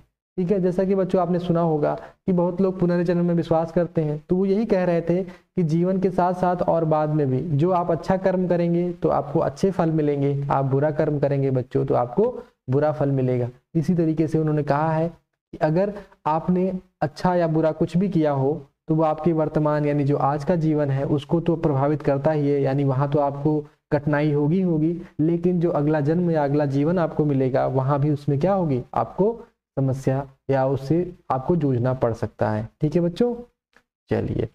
बुद्ध ने अपनी शिक्षा सामान्य लोगों की प्राकृत भाषा में दी। ठीक है, अब प्राकृत भाषा के बारे में आप पूछेंगे तो जो सामान्य लोगों की जो भाषा थी वहां पर उसी भाषा में यानी प्राकृत भाषा में दी, यानी जो आपकी बोलचाल सामान्य जो बोलचाल की भाषा थी बच्चों उसी में उन्होंने क्या दी, शिक्षा दी। जैसे मान लीजिए आप किसी भी स्टेट से होंगे, जैसे आप मान लीजिए बिहार से हैं, तो आपकी एक प्राकृत भाषा के तौर पर अगर बताऊं कि आपकी सामान्य भाषा क्या है बोलचाल की, भोजपुरी है, तो अगर मैं आपको भोजपुरी में कोई चीज समझाऊं तो क्या करेंगे आप, बहुत अच्छे से समझ लेंगे। लेकिन वही अगर मैं आपको इंग्लिश में समझाऊं तो आप समझ तो लेंगे लेकिन बहुत अच्छे से तो नहीं समझेंगे। ठीक है, तो इन्होंने कहा कि अपनी जो शिक्षा दी उन्होंने वो सामान्य लोगों की जो लोगों की भाषा थी उसी में दी, यानी प्राकृत भाषा में दी।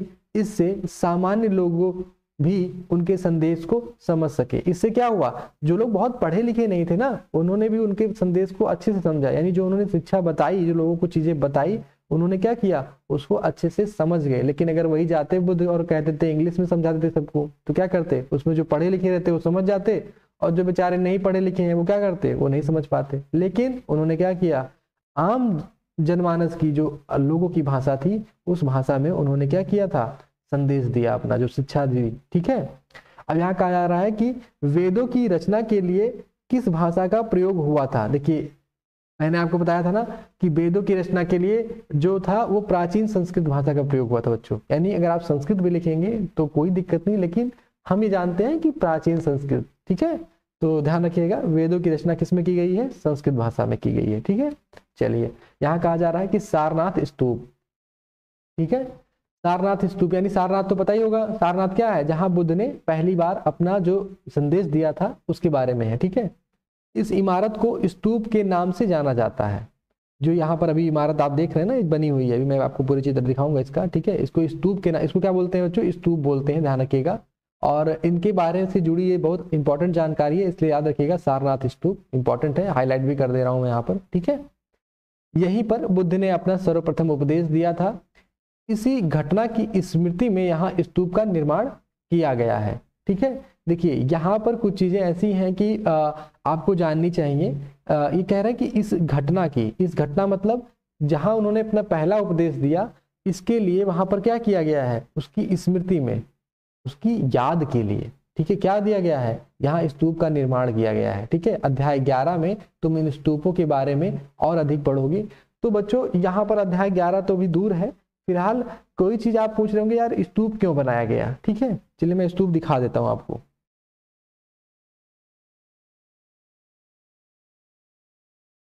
सारनाथ का क्या है, ये सारनाथ का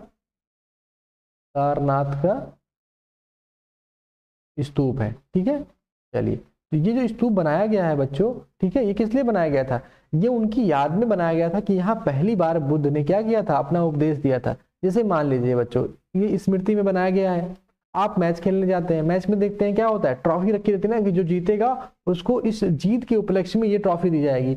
तो कहीं ना कहीं हमने बहुत पहले से ये रीति रिवाज है ना कि कुछ भी चीजें होती हैं तो हम उसकी याद के तौर पे कुछ ना कुछ वहां करते हैं। ठीक है, जैसे आपने देखा होगा कुछ ना कुछ हम किसी की मूर्तियां बना कर लगा देते हैं। ठीक है, तो उनकी याद में हम कुछ चीजें बनाते हैं। तो उसी तरीके से उनकी जो बुद्ध ने यहाँ संदेश दिया उसके लिए इस स्तूप का निर्माण करवाया गया है बच्चों। ठीक है, बुद्ध ने कहा कि लोग किसी शिक्षा को केवल इसलिए नहीं स्वीकार करें कि यह उनका उपदेश है, बल्कि वे उसे अपने विवेक से मापें।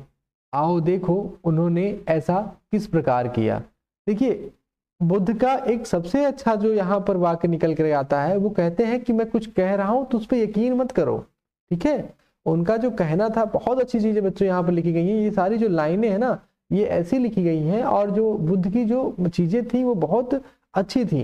उन्होंने ये कहा कि मैं तुमसे कुछ कह दे रहा हूँ बस उसको मान मत लो, पहले तुम क्या करो, उसको अपने विवेक मतलब अपने दिमाग से सोचो, अपने विवेक से मापो कि यार मैं सही कह रहा हूँ या गलत कह रहा हूँ, उसके बाद में तुम देखो। ठीक है, कि तुम्हें ये करना चाहिए नहीं करना चाहिए। तो बुद्ध ने हमेशा उन चीज़ों को लोगों को समझाया है, तो ये बताया है कि पहले आप समझो कि मैं क्या कह रहा हूँ। अगर तुम्हें लगता है कि मैं गलत कह रहा हूँ तो आप बिल्कुल मत करो, आप बिल्कुल इसको स्वीकार मत करो, ठीक है। जैसा उन्होंने कहा कि तुम्हें दयालु बनना चाहिए, अगर तुम्हें लगता है कि नहीं मुझे दयालु नहीं होना चाहिए, ठीक है, तो तुम पहले अपने उसमें क्या करो, अपने दिमाग से सोचो विचारो। तो बच्चों इन्होंने बहुत सारी चीजें अच्छी अच्छी बातें बताई हैं ये आपके जीवन में। इसीलिए अनघा की माता ने क्यों कहा था कि बुद्ध के बारे में जरूर बताइएगा, इसीलिए कहा था कि बुद्ध ने बहुत अच्छी अच्छी शिक्षाएं दी हैं बच्चों, ठीक है।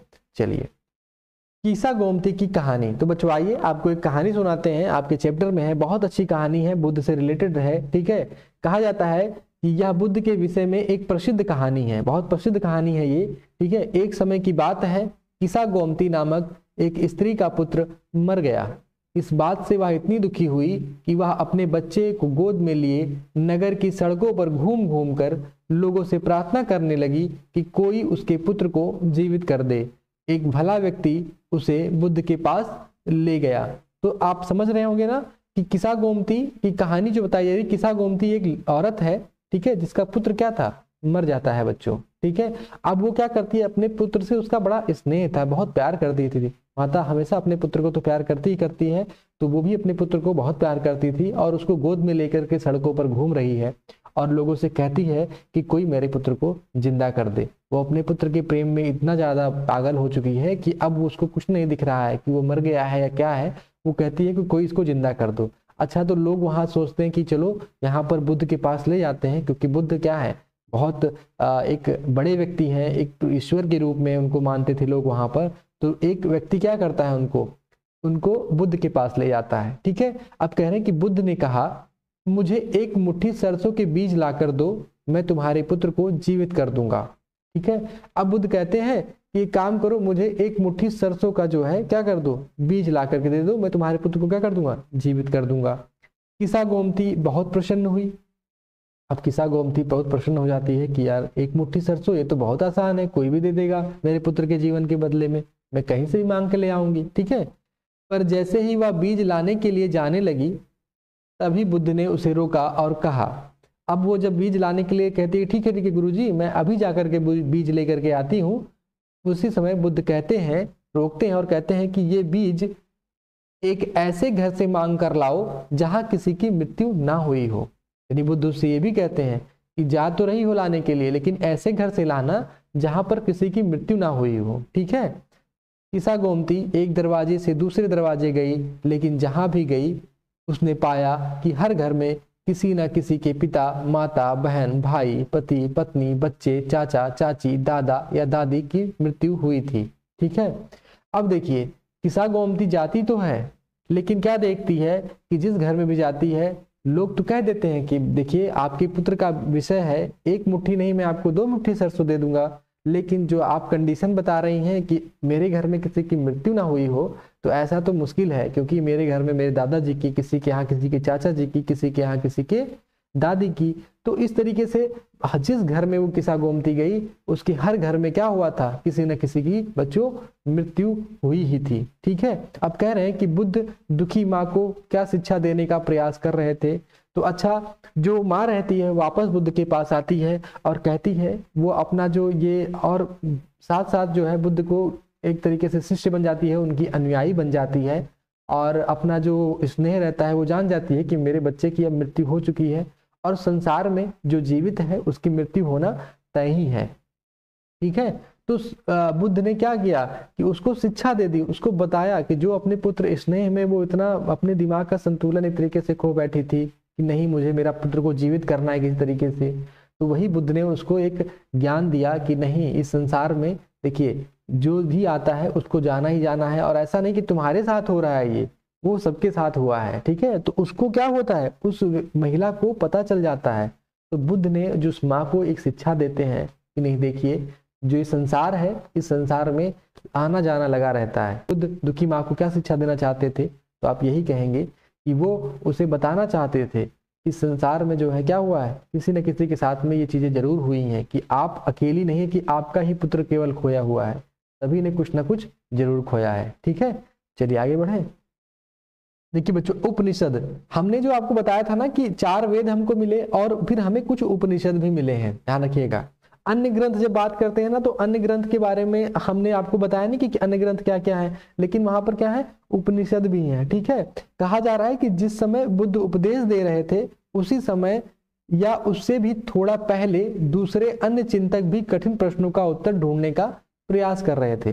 देखिए बच्चों, होता क्या था कि बुद्ध तो उपदेश दे ही रहे थे, ठीक है, एक बौद्ध धर्म के संस्थापक थे, वो अपना उपदेश पैदल चल के एक जगह से दूसरी जगह दे रहे थे, लेकिन उस समय गुरु शिष्य परंपरा चल रही थी। जैसे मैंने आपको बताया नहीं कि ब्राह्मण क्षत्रिय वैश्य शूद्र में जो समाज बटा हुआ था, उस समय गुरु शिष्य परंपरा चल रही थी, यानी लोग जो पढ़ाई करने जाते थे तो गुरुओं के पास जाते थे। ठीक है, तो वो लोग भी क्या करते थे, इन सवालों का उत्तर ढूंढ रहे थे कि मृत्यु क्या है, मृत्यु के बाद क्या है। ठीक है, तो उन्हीं सवालों के उत्तर के तौर पर उपनिषद भी लिखे गए हैं। ठीक है, तो कहा जा रहा है कि उनमें से कुछ मृत्यु के बाद के जीवन के बारे में जानना चाहते थे। ठीक है, कि मृत्यु के बाद क्या होता है। ठीक है, जबकि अन्य यज्ञों की उपयोगिता के बारे में जानने को उत्सुक थे। अच्छा, कुछ लोग उसमें ये थे कि भाई यज्ञ जो किए जा रहे हैं उनकी क्या उपयोगिता है, वो इतने इंपॉर्टेंट क्यों है, तो बहुत सारे सवाल उनके दिमाग में आ रहे थे। ठीक है, इनमें से अधिकांश चिंतकों का यह मानना है था कि इस विश्व में कुछ ऐसा तो है जो कि अस्थाई है और जो मृत्यु के बाद भी बचा रहता है। अब कुछ लोग ये मानते थे कि कुछ चीजें तो हैं जो एकदम फिक्स्ड हैं, कि वो मृत्यु हमारी भले हो जाती है लेकिन वो फिक्स है कि वहां रहेंगे। जिन्होंने इसका वर्णन आत्मा तथा ब्रह्म अथवा सर्वभौम आत्मा के रूप में किया है, वे मानते थे कि अंततः आत्मा तथा ब्रह्म एक ही है।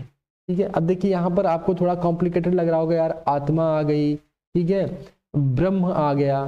ठीक है, तो यहाँ पर देखिए कुछ चीजें ये कह रहे हैं कि जैसे हमारे शरीर में जो हमारी आत्मा है, जब उस आत्मा शरीर को छोड़ देती है बच्चों ना, तो इसलिए क्या होती है, मृत्यु हो जाती है। तो उन्होंने कहा कि वर्णन जो उन्होंने किया है, ठीक है, जो बताया है इन लोगों ने गुरु शिष्य परंपरा के तहत, उन्होंने बताया कि भाई आत्मा हमारे शरीर में रहती है तथा ब्रह्म है, ब्रह्म मतलब कोई ईश्वर है, ठीक है, अथवा सार्वभौम आत्मा के रूप में किया जाता है। वे मानते थे कि अंततः आत्मा तथा ब्रह्म एक ही है, मतलब बाद में जो ईश्वर की जिसकी हम पूजा कर रहे हैं, जो हम जिसे देख रहे हैं, वो ब्रह्म जो है और जो आत्मा है उसको एक ही रूप में मानते थे। ठीक है, ऐसे कई विचारों का संकलन उपनिषदों में हुआ है। देखिए इस तरीके के जो विचार हैं वो लिखे किस में गए हैं, जो संकलन मतलब उसको लिखना या इकट्ठा करना। ठीक है, तो वो कहाँ लिखे गए हैं, उपनिषदों में लिखे गए हैं बच्चों। ठीक है, ध्यान रखिएगा कि अगर पूछा जाए कि उपनिषदों में क्या क्या गया, तो विचारों का जो संकलन है वो क्या है, उपनिषदों में हुआ है। ठीक है, ध्यान रखिएगा। और कहा जा रहा है कि उपनिषद उत्तर वैदिक ग्रंथ का हिस्सा थे, यानी जो उत्तर वैदिक जो ग्रंथ थे उसका क्या थे, हिस्सा थे। जो मैंने आपको बताया नहीं कि उत्तर वैदिक काल में जो हमें 3 वेद और मिले, उत्तर वैदिक काल में हमें क्या मिले थे, 3 वेद मिले हमें। ठीक है, और प्लस हमने क्या लिखा था, अन्य ग्रंथ लिखा था ना, अन्य ग्रंथ लिखा था। तो उत्तर वैदिक काल में, क्योंकि ऋग्वेदिक काल में क्या हुआ था बच्चों, केवल ऋग्वेद ही मिला था हमें, लेकिन इसमें हमें तीनों वेद मिले और अन्य ग्रंथ में हमें क्या मिला है, जो है उपनिषद मिला है। ठीक है, और उपनिषद का शाब्दिक अर्थ है गुरु के समीप बैठना। तो जहां बच्चों उप आ जाए, ध्यान रखिएगा, जहां पर आपको दिखे उप आया हुआ है, क्या आया हुआ है, उप आया हुआ है। उप का मतलब होता है समीप, ठीक है, या करीब। ठीक है, करीब, इससे थोड़ा सा समझ जाइएगा, उप अगर कहीं पर लगा जाता है तो उसका समीप होता है। तो उपनिषद का जो मतलब होता है उसका मतलब होता है कि गुरु के समीप बैठना। ठीक है, तो ये ध्यान रखिएगा। इन ग्रंथों में अध्यापकों और विद्यार्थियों के बीच बातचीत का संकलन किया गया है। ठीक है, क्या किया गया है, यहाँ ध्यान रखिएगा, यहाँ पर इन ग्रंथों में अध्यापकों और विद्यार्थियों की बातचीत का संकलन किया गया है, यानी जो उनसे बातचीत हुई है उसी बातचीत को इसमें लिख दिया गया है। प्रायः ये विचार सामान्य वार्तालाप के रूप में प्रस्तुत किए गए हैं। तो यानी अगर पूछता है कि उपनिषद में किस तरीके से बातें लिखी गई हैं, तो वार्तालाप के रूप में लिखी गई हैं। बहुत इंपॉर्टेंट है बच्चों। ठीक है, क्योंकि बहुत सारी चीजें आप देखते हैं ना कि एक क्रम में लिख दी गई हैं, लेकिन वार्तालाप रूप में कैसे लिखते हैं कि एक लिख देगा यहाँ पर कि राम, तो राम ने क्या कहा, फिर लिख देगा श्याम कि श्याम ने क्या कहा, इस तरीके से वार्तालाप चलता है। फिर राम ने क्या कहा, आपने देखा होगा ना, पढ़ा होगा, फिर श्याम ने क्या कहा, इस तरीके से वार्तालाप चलता है। तो इसी वार्तालाप के रूप में ही इसमें लिखा गया है उपनिषदों में। ठीक है बच्चों, चलिए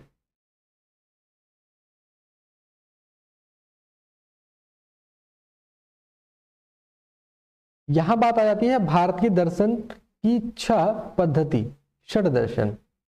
देखिए यहाँ पे छा को षड बोला जाता है, षड मतलब छा होता है, ध्यान रखिएगा, षड दर्शन मतलब छा दर्शन, ठीक है। अब इन्होंने कहा है कि सदियों से भारत द्वारा सत्य की बौद्धिक खोज का प्रतिनिधित्व दर्शन की छह शाखाओं ने किया। अब दर्शन, दर्शन का मतलब बच्चे होता है फिलोसफी, कुछ बच्चे जानते होंगे कुछ नहीं जानते होंगे।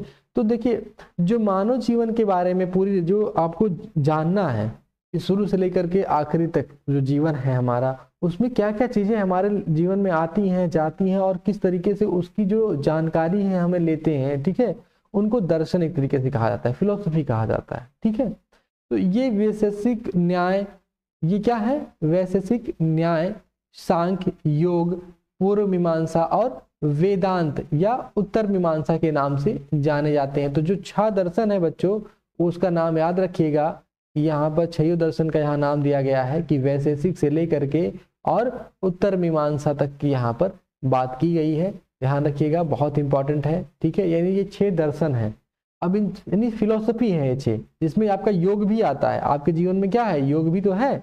अब कहा जा रहा है कि दर्शन की इन छह पद्धतियों की स्थापना क्रमशः, अब देखिए इनकी जो वैशेषिक है इनको किसने की, ऋषि कणद ने की, ठीक है। उसके बाद न्याय की गौतम ने की, सांख्य की कपिल ने की, योग जो सभी लोग जानते हैं जो योगासन करते हैं आप, तो पतंजलि, तो पतंजलि एक ऋषि हुआ करते थे बच्चों, ध्यान रखिएगा।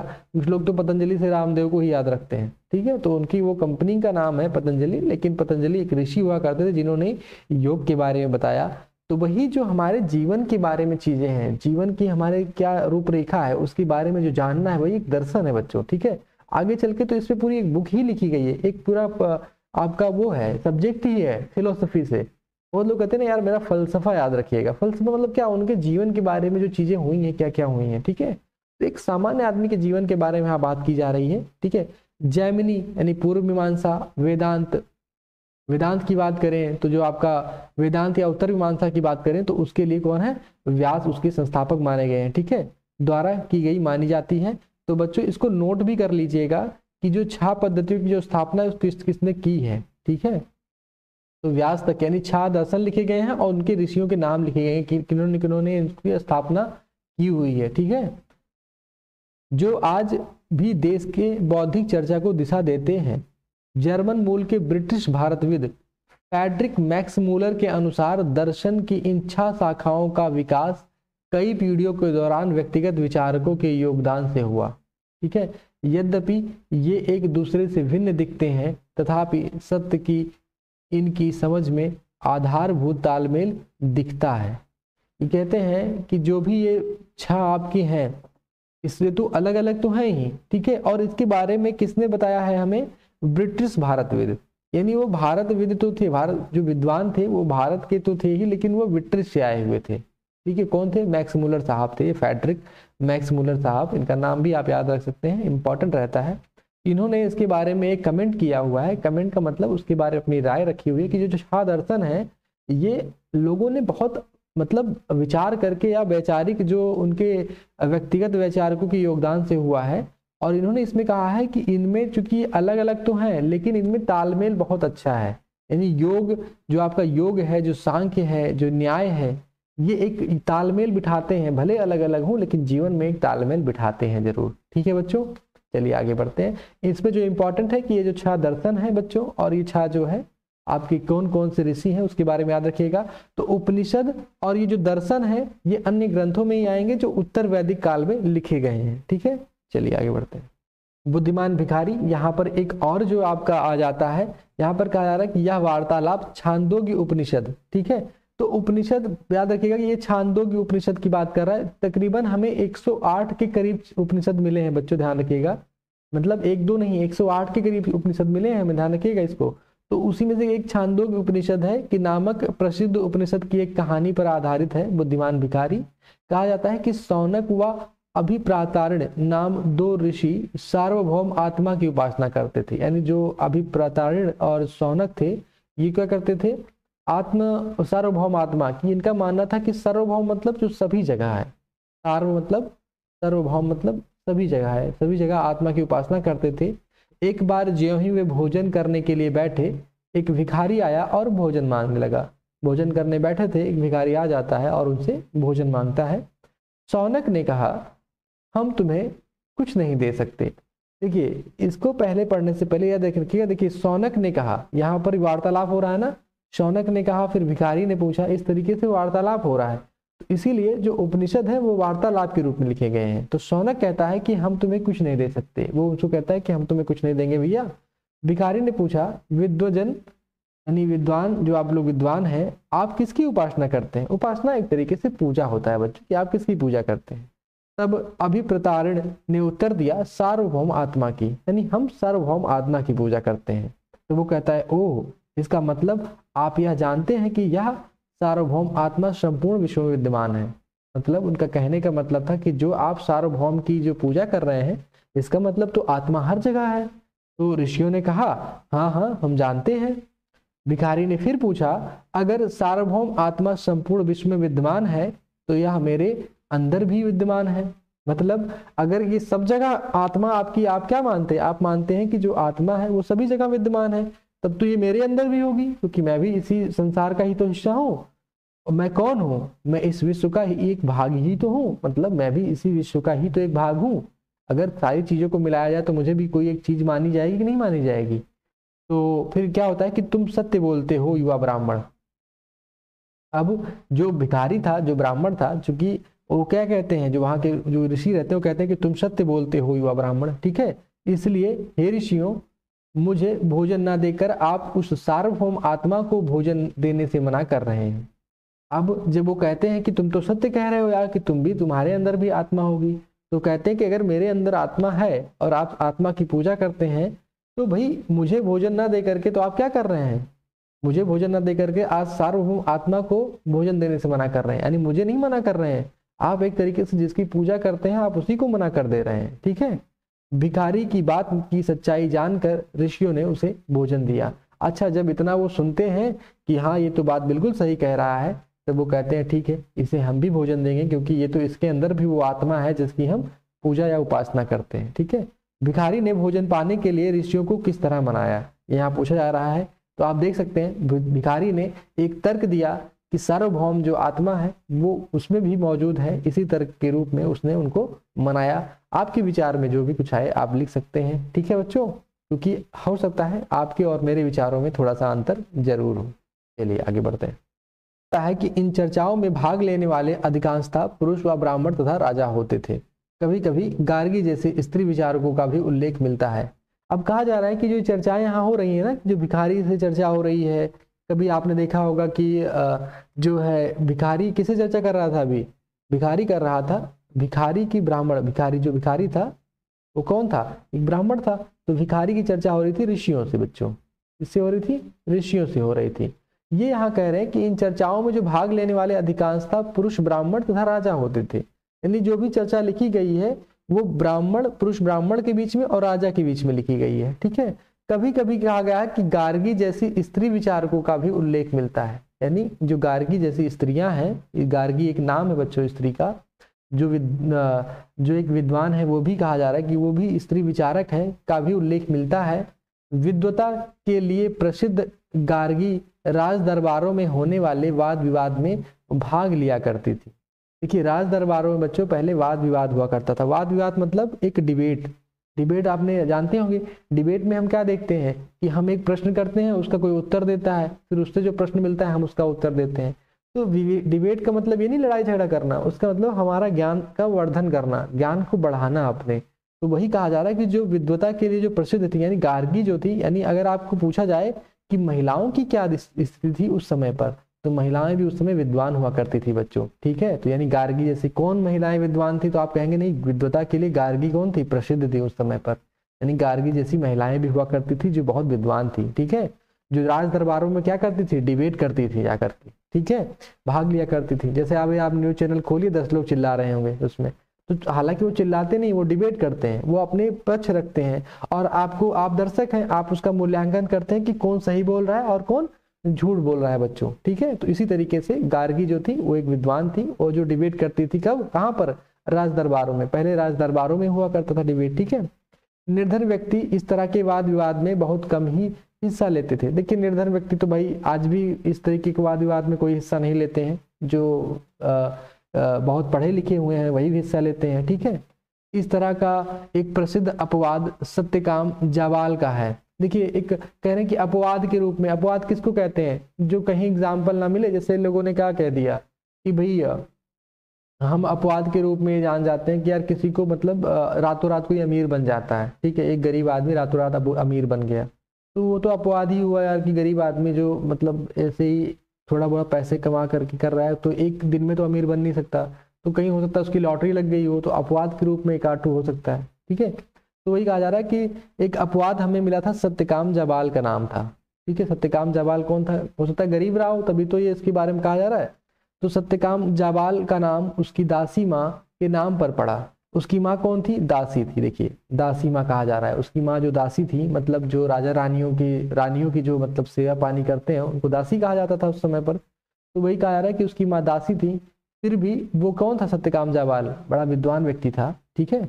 तो उसकी दासी के नाम पड़ा। सत्यकाम के मन में सत्य जानने की तीव्र जिज्ञासा उत्पन्न हुई। अब सत्यकाम भी जैसे क्या होता था, उसके मन में भी बहुत सारी इच्छाएं जागृत हुई कि मुझे भी सत्य जानना है, जैसे बुद्ध को एक ज्ञान प्राप्ति चाहिए थी, उसी तरीके से क्या था, सत्यकाम जाबाल को जो है सत्य जानने की इच्छा प्राप्त उत्पन्न होती है। तो गौतम नामक एक ब्राह्मण ने उन्हें अपने विद्यार्थी के रूप में स्वीकार किया।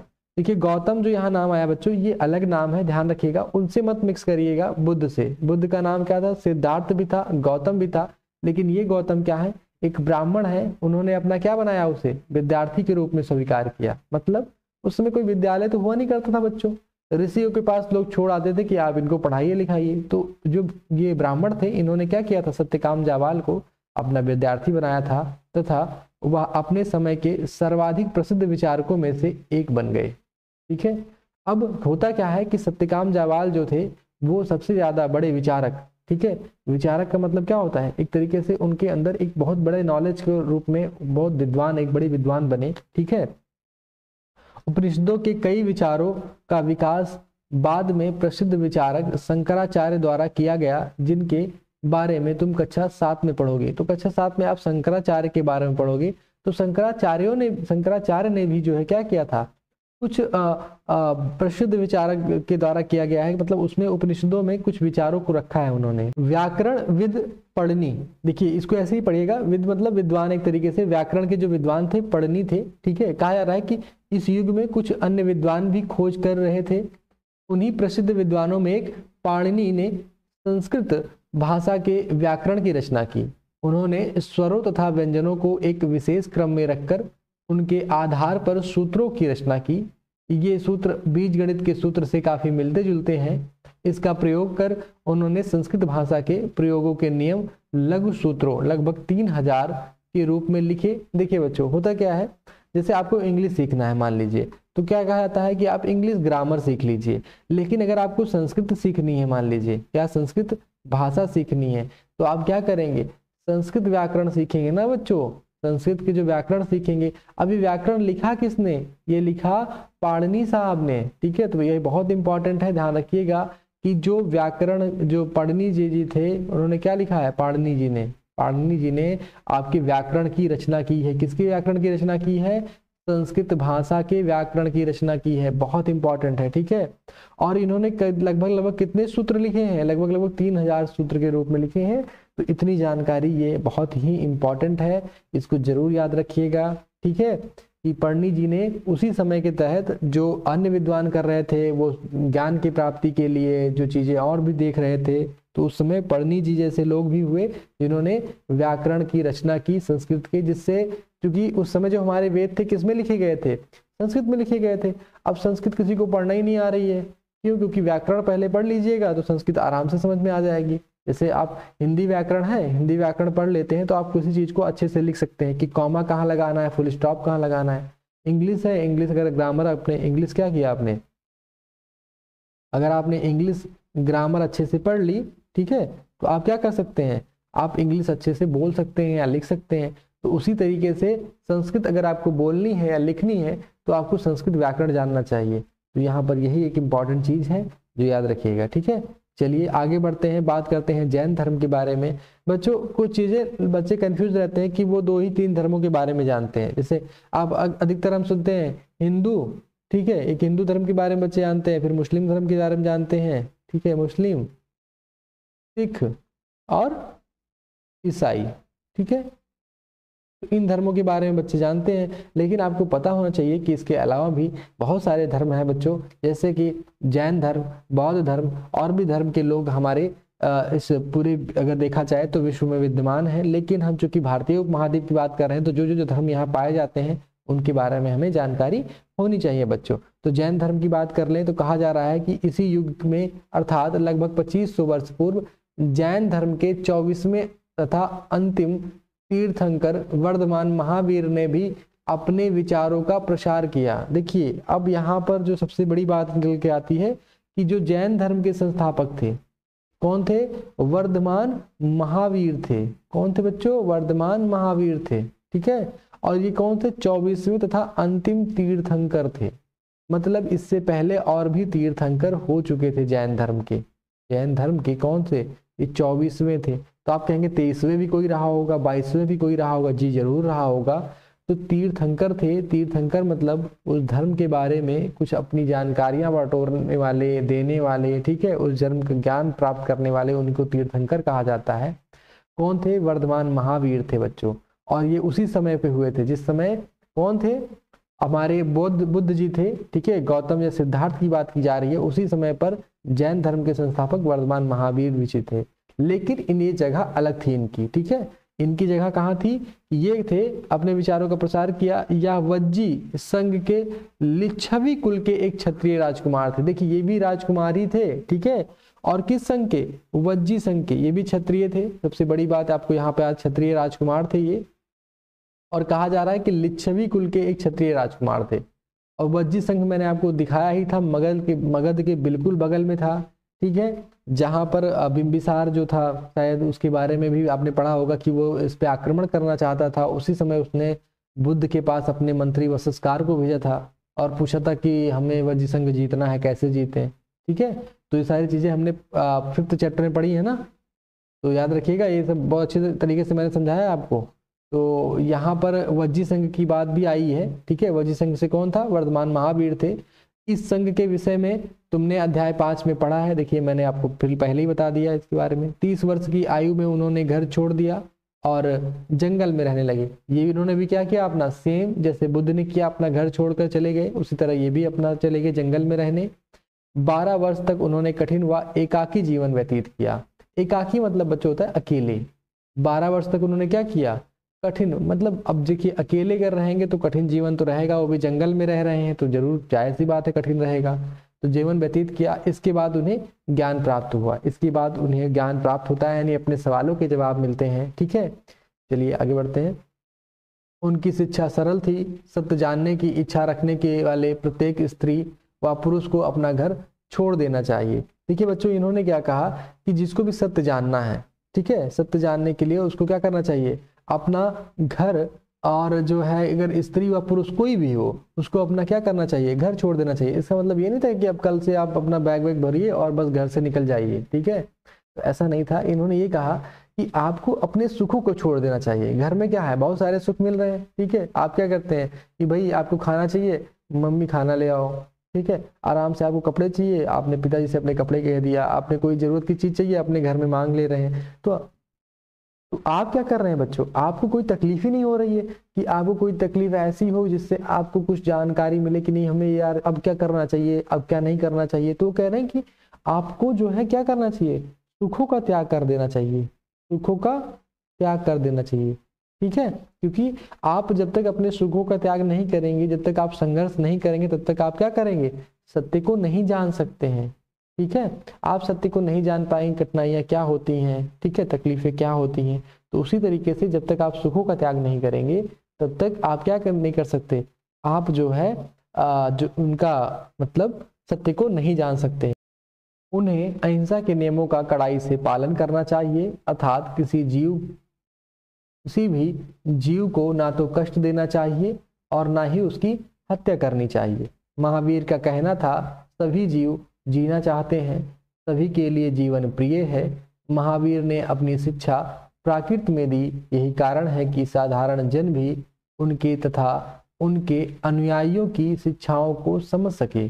देश के अलग अलग हिस्सों में प्राकृत के अलग अलग रूप प्रचलित थे। प्रचलन क्षेत्र के आधार पर ही उनके अलग अलग नाम थे। जैसे मगध में बोली जाने वाली प्राकृत मगधी कहलाती थी। देखिए यहाँ पर जो चीज़ें उन्होंने बताई हैं कि भैया हमें हिंसा तो बिल्कुल ही नहीं करनी है, किसी जीव को बिल्कुल ही नहीं मारना है, जो महावीर का कहना था। बहुत ही अच्छी शिक्षा उन्होंने यहाँ पर भी दी। और उन्होंने ये भी कहा कि सभी जीव जीना चाहते हैं और उनके लिए क्या है, जीवन प्रिय है। ठीक है। और इन्होंने भी अपनी शिक्षा किसमें दी, महावीर ने अपनी जो शिक्षा है वो किसमें दी थी बच्चों, प्राकृत में दी थी। और जैसे कि मगध में क्या होता था, मागधी बोली जाती थी ना, मगध में क्या था, मागधी बोली जाती थी, वर्तमान का क्या है, बिहार है। तो उन्होंने कहा कि भाई वहां पर इन्होंने मागधी में ही अपनी शिक्षाएं दी हैं, उस प्राकृत मतलब मागधी में अपनी शिक्षाएं दी। जिससे क्या हुआ कि जो नॉर्मल लोग भी थे ना, गांव के लोग थे, उनको भी क्या हुआ, उनकी जो बातें थी, जो उनकी शिक्षाएं थी वो समझ में आ गई। ठीक है। जैन नाम से जाने गए महावीर के अनुयायियों को भोजन के लिए भिक्षा मांगकर सादा जीवन बिताना होता था। ठीक है। अब इनको किसके नाम जाना गया, जैन नाम से जाना गया बच्चों। ठीक है। और कहा गया कि इनको भिक्षा मांगकर क्या करना पड़ेगा, सादा जीवन बिताना है। यानी इनको कोई अपनी सुख सुविधा नहीं रखनी है, कोई घर नहीं रखना है, कोई अपना मतलब ऐसा व्यवसाय नहीं रखना है। इनको क्या करना है, कोई काम धंधा नहीं था, इनको बस शिक्षा देनी है लोगों को और भिक्षा मांगनी है। भिक्षा मतलब लोगों से बस जो कुछ मिल जाए उसी में अपना जीवन यापन करना है। ठीक है। सादा जीवन जीना है। उन्हें पूरी तरह ईमानदार होना पड़ता था तथा चोरी ना करने की सख्त हिदायत थी। वो चोरी नहीं कर सकते थे बच्चों। ठीक है। अगर जो जैन है तो क्या करेंगे, चोरी बिल्कुल नहीं करनी है उनको। ठीक है। और उन्हें ईमानदार रहना है अपने जीवन में। उन्हें ब्रह्मचर्य का पालन करना होता था। देखिए ब्रह्मचर्य का पालन मतलब होता था कि वो शादी वादी नहीं करेंगे बच्चों। ठीक है। यही होता है ब्रह्मचर्य, ध्यान रखिएगा। ब्रह्मचर्य का मतलब होता है एकाकी जीवन जीना, किसी चीज से मतलब अपने जो है एक, अगर गृहस्थ जो होता है, गृहस्थ मतलब होता है कि अगर स्त्री पुरुष मिलकर के एक घर बसाते हैं बच्चों, उनके बच्चे होते हैं, एक परिवार बसाते हैं, तो ऐसा परिवार उनको इस कॉन्सेप्ट में नहीं चलना है, उनको अकेले रहना है और ब्रह्मचर्य का पालन करना होता था। पुरुषों को वस्त्रों सहित सब कुछ त्याग देना पड़ता था। जैसा आपने देखा होगा कि जो जैन लोग होते हैं वो क्या करते हैं, ज्यादा कुछ अपने अधिकतर वस्त्रों को क्या करते हैं, त्याग देते हैं बच्चों। तो वो कहते थे कि हम सारी सुख सुविधाओं को त्याग देंगे, उनसे किसी चीज से मोह नहीं रहता था। ठीक है। तो यहाँ पर बहुत ही मतलब इनका एक तरीके से देखा जाए तो बहुत मतलब कड़ाई से इनके धर्म का पालन अगर कर रहा है कोई, तो उसको बहुत चीजें त्यागनी पड़ती थी। ठीक है। चलिए, अधिकांश व्यक्तियों के लिए ऐसे कड़े नियमों का पालन करना बहुत कठिन था। जैसे अभी आपने देखा होगा कि भाई यार ये तो रियली बहुत कठिन है कि वस्त्रों का त्याग कर देना, भिक्षा मांगना। तो अधिकांश लोग क्या थे कि ये सब नहीं कर पाते थे, या नहीं कर मतलब उनके लिए पॉसिबल नहीं था कि वो कर लें। ठीक है। फिर भी हजारों व्यक्तियों ने इस नई जीवन शैली को जानने और सीखने के लिए अपने घरों को छोड़ दिया। फिर भी क्या हुआ था कि बहुत सारे लोगों ने, ऐसा नहीं था कि बहुत सारे लोग तो भाई कहे हमसे नहीं हो पाएगा, लेकिन बहुत सारे लोगों ने क्या किया, इस नई जो जीवन शैली थी, जो महावीर वर्धमान महावीर जी ने जो बताया है, उसके रास्ते पर वो चल पड़े। कई अपने घरों पर ही रहे और भिक्षुड़ी बने लोगों को भोजन प्रदान कर उनकी सहायता करते रहे। कुछ लोगों को ये लगा कि चलो ठीक है, अगर मैं नहीं बन सकता, ब्रह्मचर्य का पालन नहीं कर सकता, तो मैं जो ये लोग ब्रह्मचर्य जो मतलब जैन के रूप में बन चुके हैं, भिक्षुड़ी बन चुके हैं, भिक्षा मांगते हैं और ज्ञान देते हैं, तो मैं क्यों ना इनकी ही मदद करूं। तो बहुत सारे लोगों ने क्या किया, जैन धर्म का सपोर्ट किया, यानी उनको जो है एक तरीके से मदद की। जो वहाँ के भिक्षुड़ी थे उनको भोजन प्रदान करने में उनकी सहायता की। मुख्यतः व्यापारी ने जैन धर्म का समर्थन किया। जो व्यापारी होते हैं, अधिकतर आपने देखा होगा कि व्यापारी क्या करते हैं, जैन धर्म को मानते हैं या उसका समर्थन करते हैं। किसानों ने इसलिए इन नियमों का पालन अत्यंत कठिन था, क्योंकि वे फसलों की रक्षा के लिए उन्हें कीड़े मकोड़ों को मारना पड़ता था। बाद में सदियों में जैन धर्म उत्तर भारत के कई हिस्सों के साथ साथ गुजरात, तमिलनाडु और कर्नाटक में भी फैल गया। अच्छा, होता क्या है बच्चों कि जो जैन धर्म था वो कहाँ कहाँ फैलता है, इसके बारे में भी जानकारी आपको पता होनी चाहिए। कि बाद में जो होता था कि उत्तर भारत के कई हिस्से, मतलब जैसे कौन कौन से, गुजरात हो गया, तमिलनाडु हो गया, कर्नाटक में जैन धर्म फैलता है। और इसमें एक बात ये भी निकल करके आती है कि जो कृषक थे वो क्यों नहीं जुड़े इससे। अगर प्रश्न पूछा जाए कि जैन धर्म से अधिकतर व्यापारी क्यों जुड़े, कृषक क्यों नहीं जुड़े, तो किसानों क्या करना पड़ता था, कीटनाशक दवाइयों से क्या करना पड़ता था, अपने जो फसलों को बचाना पड़ता था, फसलों की रक्षा के लिए क्या करना पड़ता था, उन्हें कीड़े मकोड़ों को मारना पड़ता था।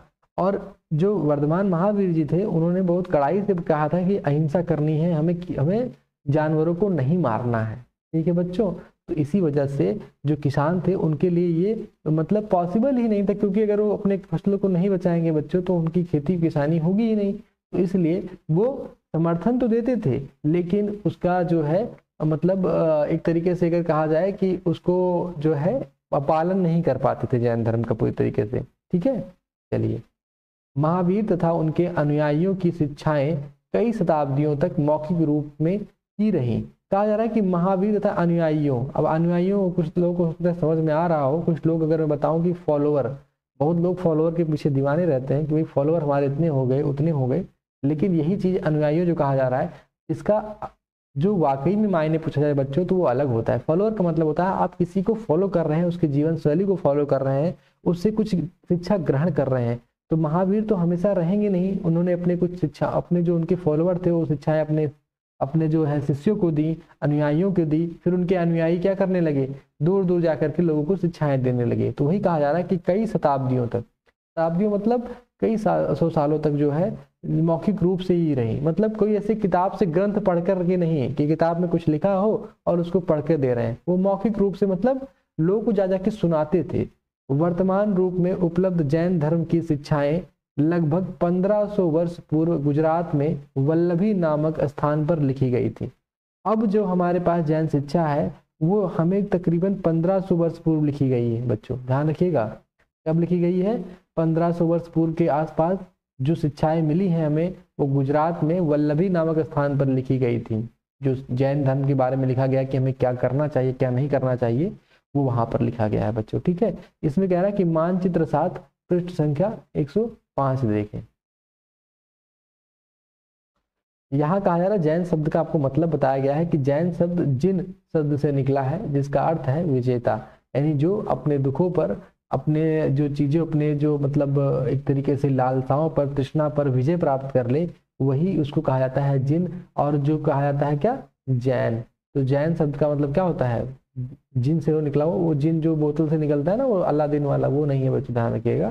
तो वो आप जिन से उसको भी जोड़ सकते हैं, विजेता वो भी है, लेकिन यहाँ जिन का मतलब क्या होता है, विजेता है, जो कि जैन से बना हुआ है। ठीक है, ध्यान रखिएगा। महावीर के लिए जिन शब्द का प्रयोग क्यों हुआ है, तो महावीर शब्द को, महावीर को जिन क्यों कहा जाता था, कहा भी जाता था, ऐसा क्यों, क्योंकि उन्होंने अपनी जो दुखों पर विजय प्राप्त कर ली थी, ठीक है, अपनी तृष्णा पर विजय प्राप्त कर ली थी और ज्ञान पर विजय प्राप्त कर ली थी। तो यही सारी वजहें थी जिनकी वजह से महावीर को जिन या विजेता के रूप में जाना जाता है।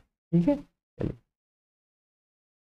संघ, यहाँ बच्चों में संघ की बात कर रहा हूँ। संघ मतलब एक तरीके से आप देख सकते हैं समूह की बात होती है। ठीक है, तो कहा जा रहा है कि महावीर तथा बुद्ध दोनों का ही मानना था कि घर का त्याग करने पर ही सच्चे ज्ञान की प्राप्ति हो सकती है। देखिए, महावीर और जो बुद्ध थे वो दोनों ही क्या थे, समकालीन थे ना।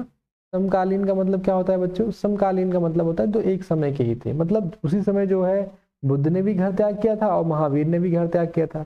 बुद्ध ने भी शिक्षा ग्रहण की थी और महावीर ने भी शिक्षा ग्रहण की थी बच्चों। तो कहा जा रहा है कि ऐसे लोगों के लिए उन्होंने संघ नामक संगठन बनाया।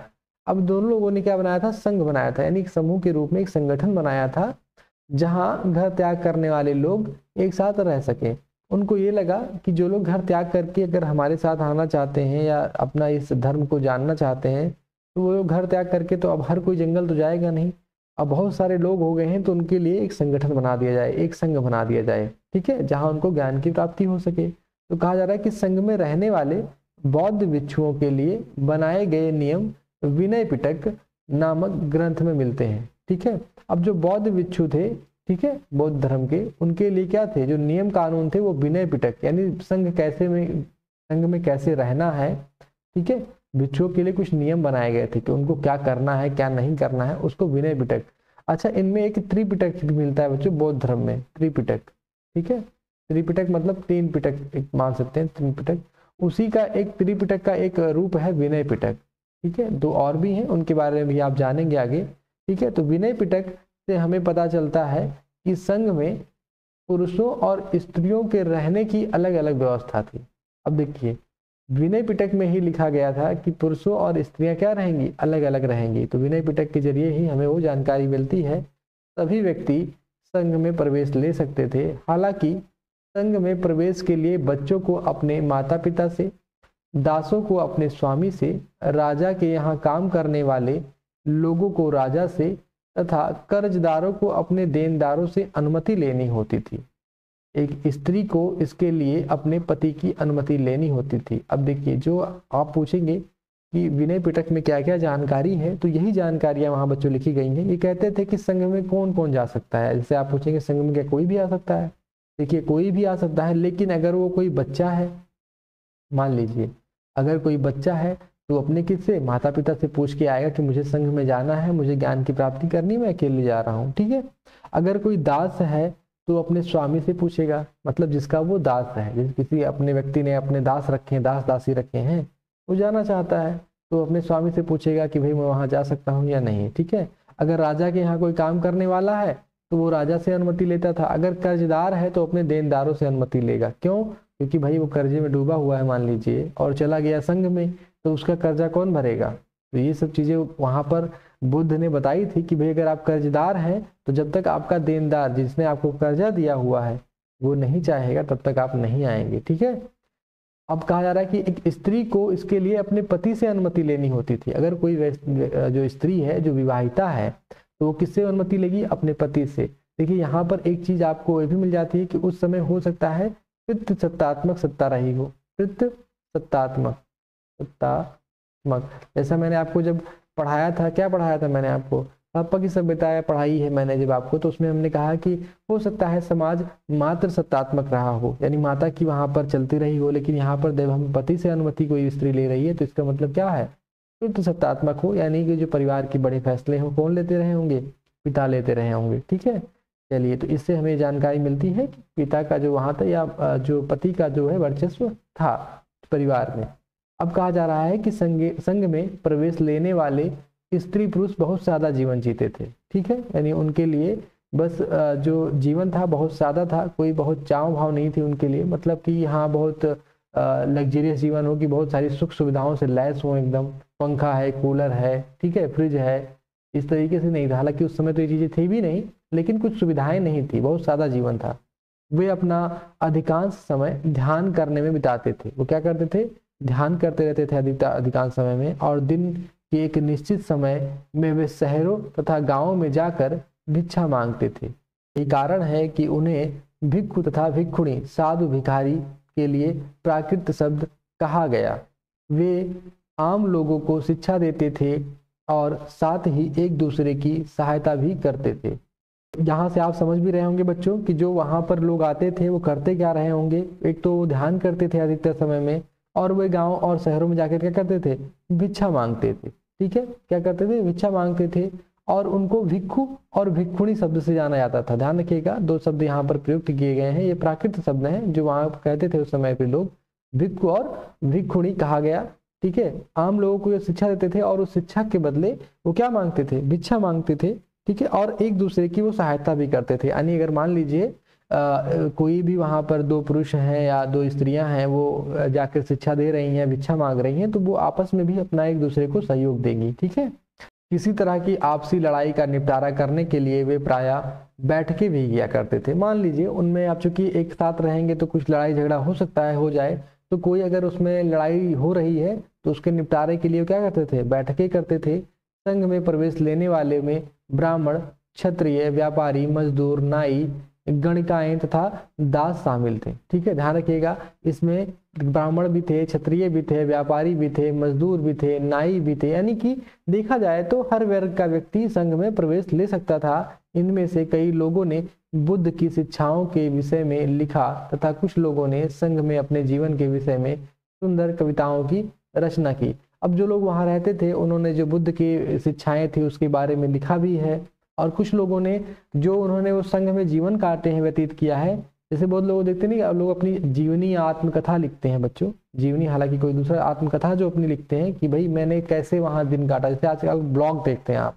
ठीक है, क्या देखते हैं आप लोग, ब्लॉग देखते हैं। उसी तरीके से उस समय तो कोई ऐसा मोबाइल जैसी चीज थी नहीं, तो लोग बुक में लिखा करते थे अपना ब्लॉग एक तरीके से, कि उनका जीवन कैसा रहा संघ में। ठीक है, कहा जा रहा है कि पिछले अध्याय में वर्णित संघ और इस अध्याय में वर्णित संघ के बीच दो भिन्नताएं बताओ, इसमें कोई समानताएं दिखती है। देखिए पिछले अध्याय में आपको संघ बताया था, गण या संघ, उसमें वो था कि वो राज्य के परिदृष्टि से था बच्चों, कि राज्य के रूप में जो संघ का निर्माण था वो था। यहाँ पर जो संघ है वो अलग है। यहाँ पर वो संघ एक जो ज्ञान की प्राप्ति के लिए जो बौद्ध धर्म और जैन धर्म के जो बौद्ध धर्म में और जैन धर्म के अनुरूप बनाया गया है।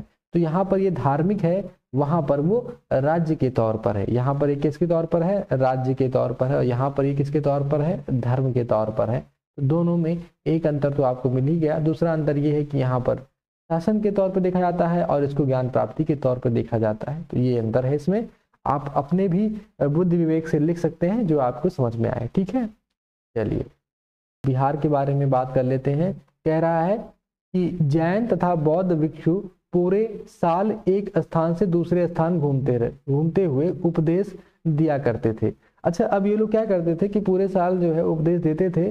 केवल वर्षा ऋतु में जब यात्रा करना कठिन हो जाता था तो वे एक स्थान पर ही निवास करते थे।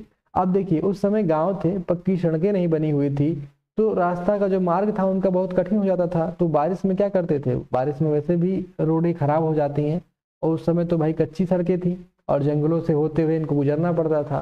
तो वर्षा ऋतु में क्या करते थे लोग, एक जगह रुक जाते थे। बाकी सर्दी और गर्मी में क्या करते थे, अपनी शिक्षाएं देते ही थे, एक स्थान से दूसरे स्थान पर जाते रहते थे। ठीक है, ऐसे समय में वे अपने अनुयायियों तथा द्वारा उद्यानों में बनवाए गए अस्थायी निवासों में अथवा पहाड़ी क्षेत्रों में प्राकृतिक गुफाओं में रहते थे। देखिए कहा जा रहा है विहार क्या था, विहार एक ऐसी चीज थी जो अस्थायी थी। मतलब उनके जो अनुयायी थे, जैसे बहुत सारे लोग, क्या होता है जैन धर्म का तो पालन नहीं कर पाते हैं लेकिन उसको मानते बहुत हैं कि हाँ मैं जैन धर्म का पालन तो नहीं कर पा रहा हूँ लेकिन मैं जैन धर्म का समर्थक हूँ, अनुयायी मतलब फॉलोअर हूँ।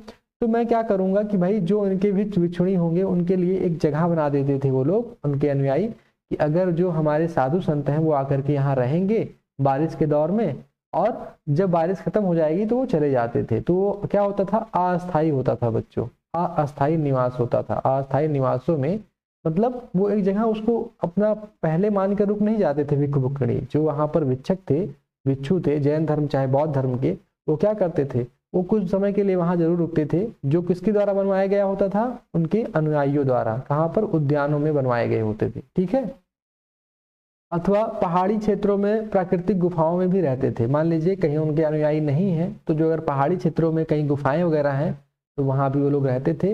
और यहाँ पर आपको कारले मिल रहा है, कारले यहाँ पर एक तरीके से विचित्र देखेंगे आप, तो कह रहा है कि पहाड़ी को काट कर बनाई गई एक गुफा, यह कारले वर्तमान महाराष्ट्र में स्थित एक गुफा है। भिक्षु भिक्षुणी इन शरण स्थलों में रहकर ध्यान किया करते थे। यानी जो भिक्षु भिक्षुणी थे वो क्या करते थे, यहीं पर रहकर ध्यान करते थे। देखिए बच्चों ये पहाड़ी है, पहाड़ी के अंदर ये देखो काट करके जो जगह बनाई गई है, इसको ये जगह है वो कारले है, ध्यान रखिएगा, जिसको कारले कहा जा रहा था। ठीक है, कारले। ठीक है, और ये कहा गया कि इसको देखिए ये काट करके जो है ना यहाँ पर बनाया गया है इनके रहने के लिए। देखिए बना हुआ छोटा छोटा। तो यहाँ पर वो क्या करते थे, जब बारिश ज्यादा हो जाती थी तो यहाँ पर वो थोड़े समय के लिए रुकते थे और उसके बाद में फिर चले जाते थे। कहा जा रहा है कि जैसे जैसे समय बीतता गया भिक्षु भिक्षुणियों ने स्वयं तथा उनके समर्थकों ने अधिक अस्थायी शरणास्थलों की आवश्यकता का अनुभव किया। तब कई शरणास्थल बनाए गए जिन्हें विहार कहा गया। ठीक है, अब देखिए विहार किसको कहा गया, जो कुछ अस्थायी शरणास्थलों में थे।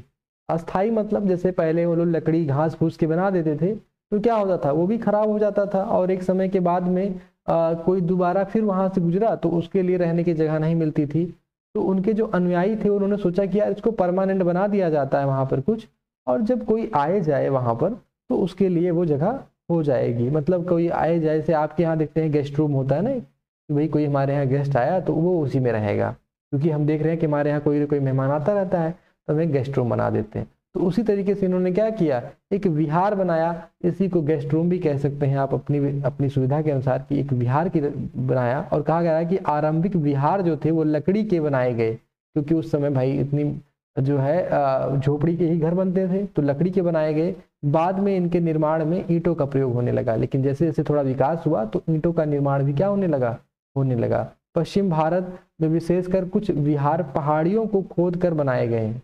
अच्छा देखिए, इन्होंने कहा कि कुछ पहाड़ क्या थे, पहाड़ियों को जो है खोद कर बनाए गए हैं। तो ये कार्ले भी जो है एक तरीके का विहार है, आप कह सकते हैं। देखिए यहाँ किस तरीके से इसको पहाड़ को काट के बनाया गया है ना, तो ये भी एक स्थायी तौर पे बन गया, ये भी खराब नहीं होगा। लकड़ी का तो है नहीं कि अगली साल फिर ये जो है मिट्टी से या बारिश में खराब हो जाएगा।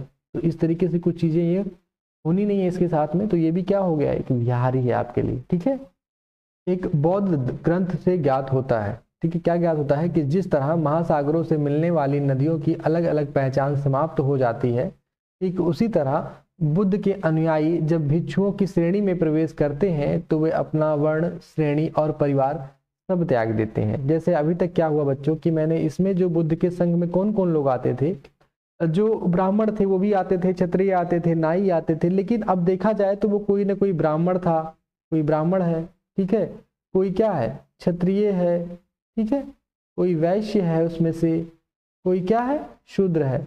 लेकिन जब वो किसी संघ में प्रवेश कर जाते थे, ठीक है, तो क्या हो जाते थे, वो भिक्षु और भिक्षुणी हो जाते थे। वो क्या हो जाते, भिक्षु और भिक्षुणी, यानी जो है एक तरीके से जो भीख मांगते हैं ना, भिक्षा मांगते हैं, तो उनकी श्रेणी में वो लोग आ जाते थे। ठीक है, भिक्षु और भिक्षुणी की श्रेणी में आ जाते थे। तब उनमें कोई वर्ण और कोई मतभेद नहीं था, वो क्या एक रूप में आ जाते थे। ठीक है, प्रायः किसी धनी व्यापारी, राजा अथवा भूस्वामी द्वारा दान में दी गई भूमि पर विहार का निर्माण होता था। स्थानीय व्यक्ति भिक्षुणियों के लिए भोजन, वस्त्र तथा दवाइयां लेकर आते थे, जिसके बदले में ये भिक्षु और भिक्षुणी लोगों को शिक्षा देते थे।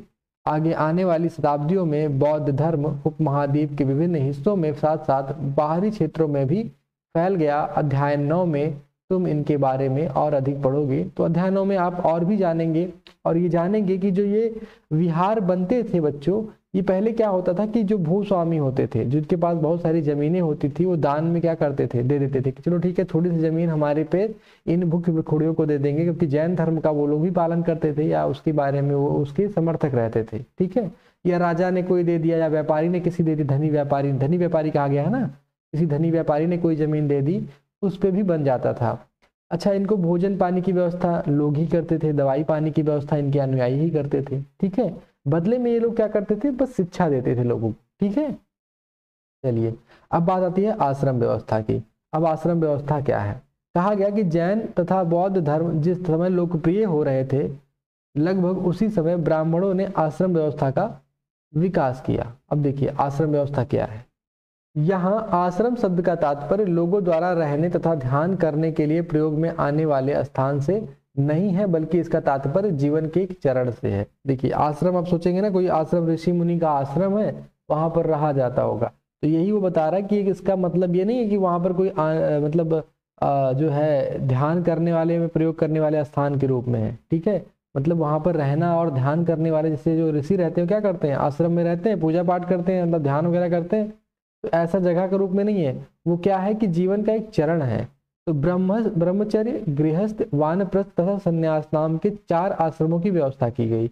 अच्छा, जब इन्होंने देखा कि भाई बौद्ध धर्म में और क्या थे, जैन धर्म में संघ बन रहे हैं, लोग घर अपना छोड़ के जाकर के ज्ञान की प्राप्ति कर रहे हैं, तो ब्राह्मणों ने भी क्या किया, वहां पर कुछ एक वो बना दिए गए, मतलब आश्रम बनाए गए। ठीक है, आश्रम कौन से, मतलब एक चरण बनाए गए, जीवन के 4 चरण बनाए गए।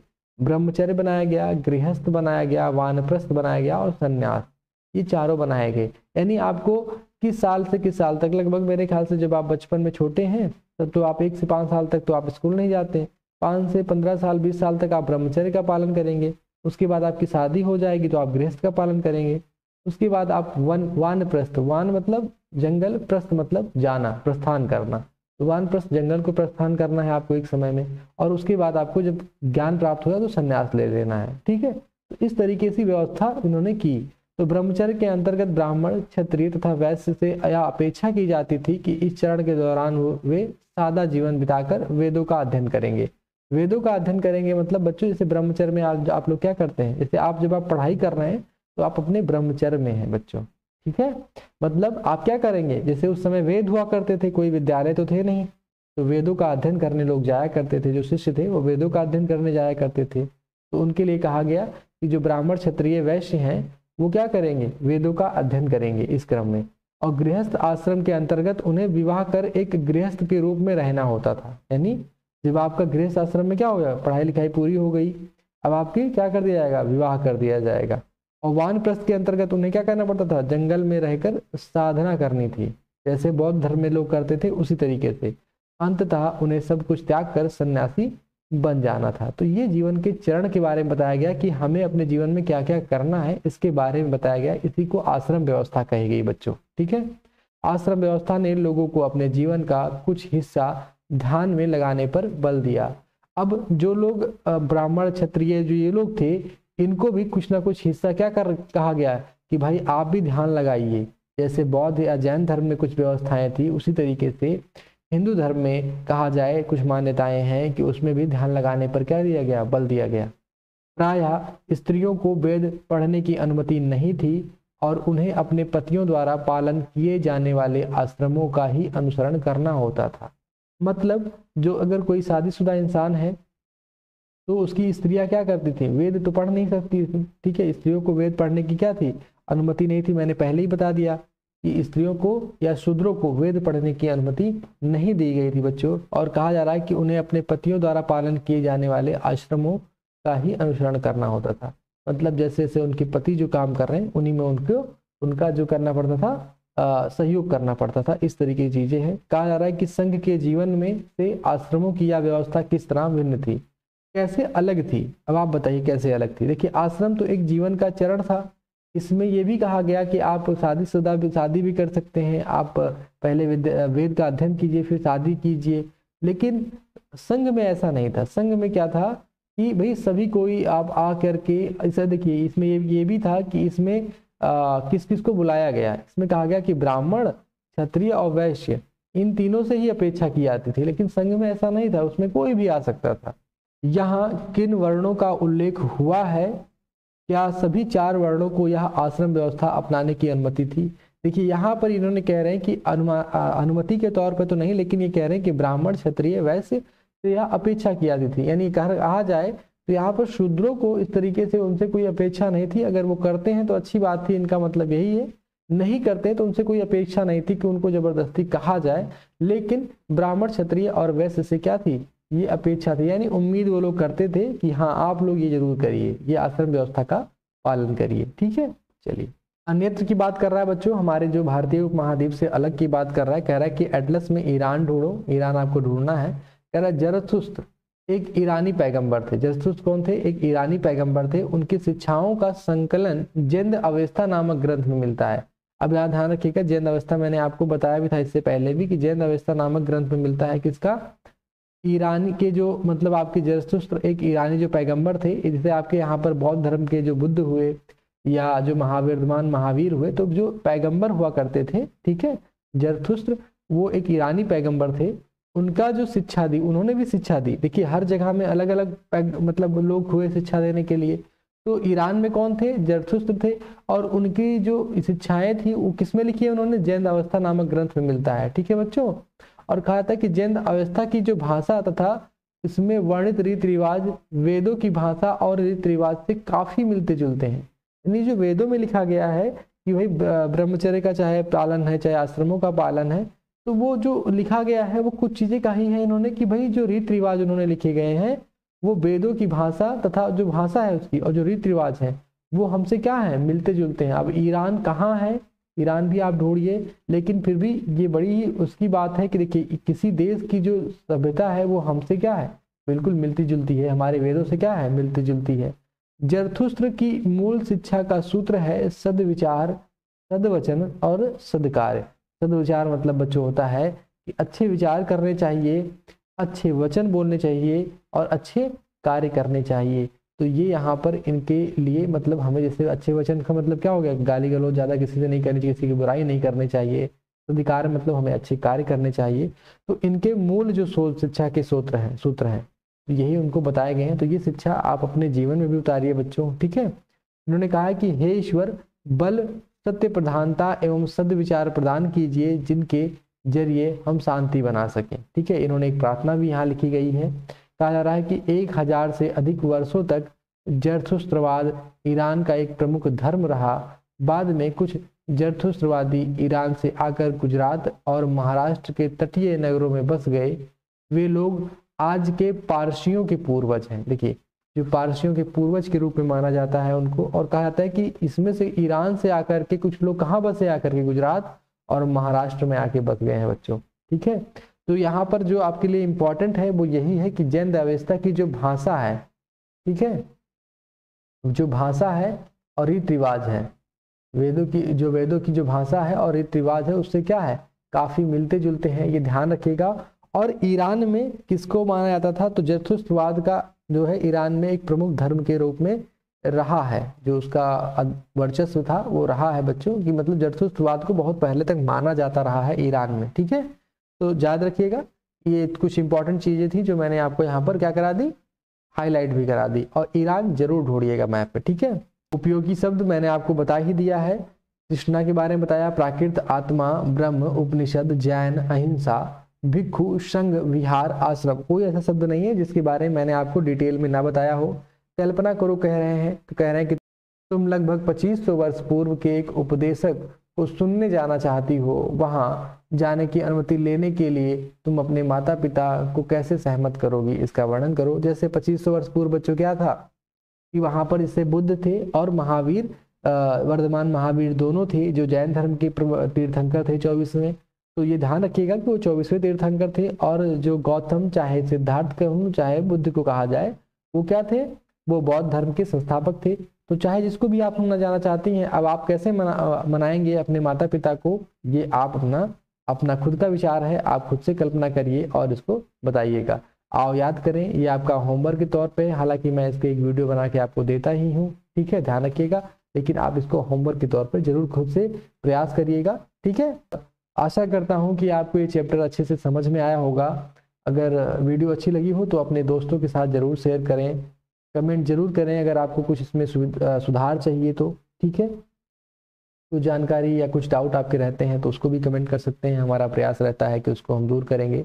वीडियो को लाइक कर सकते हैं जिससे ये बहुत सारे लोगों तक भी पहुंचे, क्योंकि इसमें बहुत सारी मेहनत लगती है हमारे टीम की। ठीक है, मिलते हैं अगले वीडियो में, तब तक के लिए जय हिंद, जय भारत, धन्यवाद।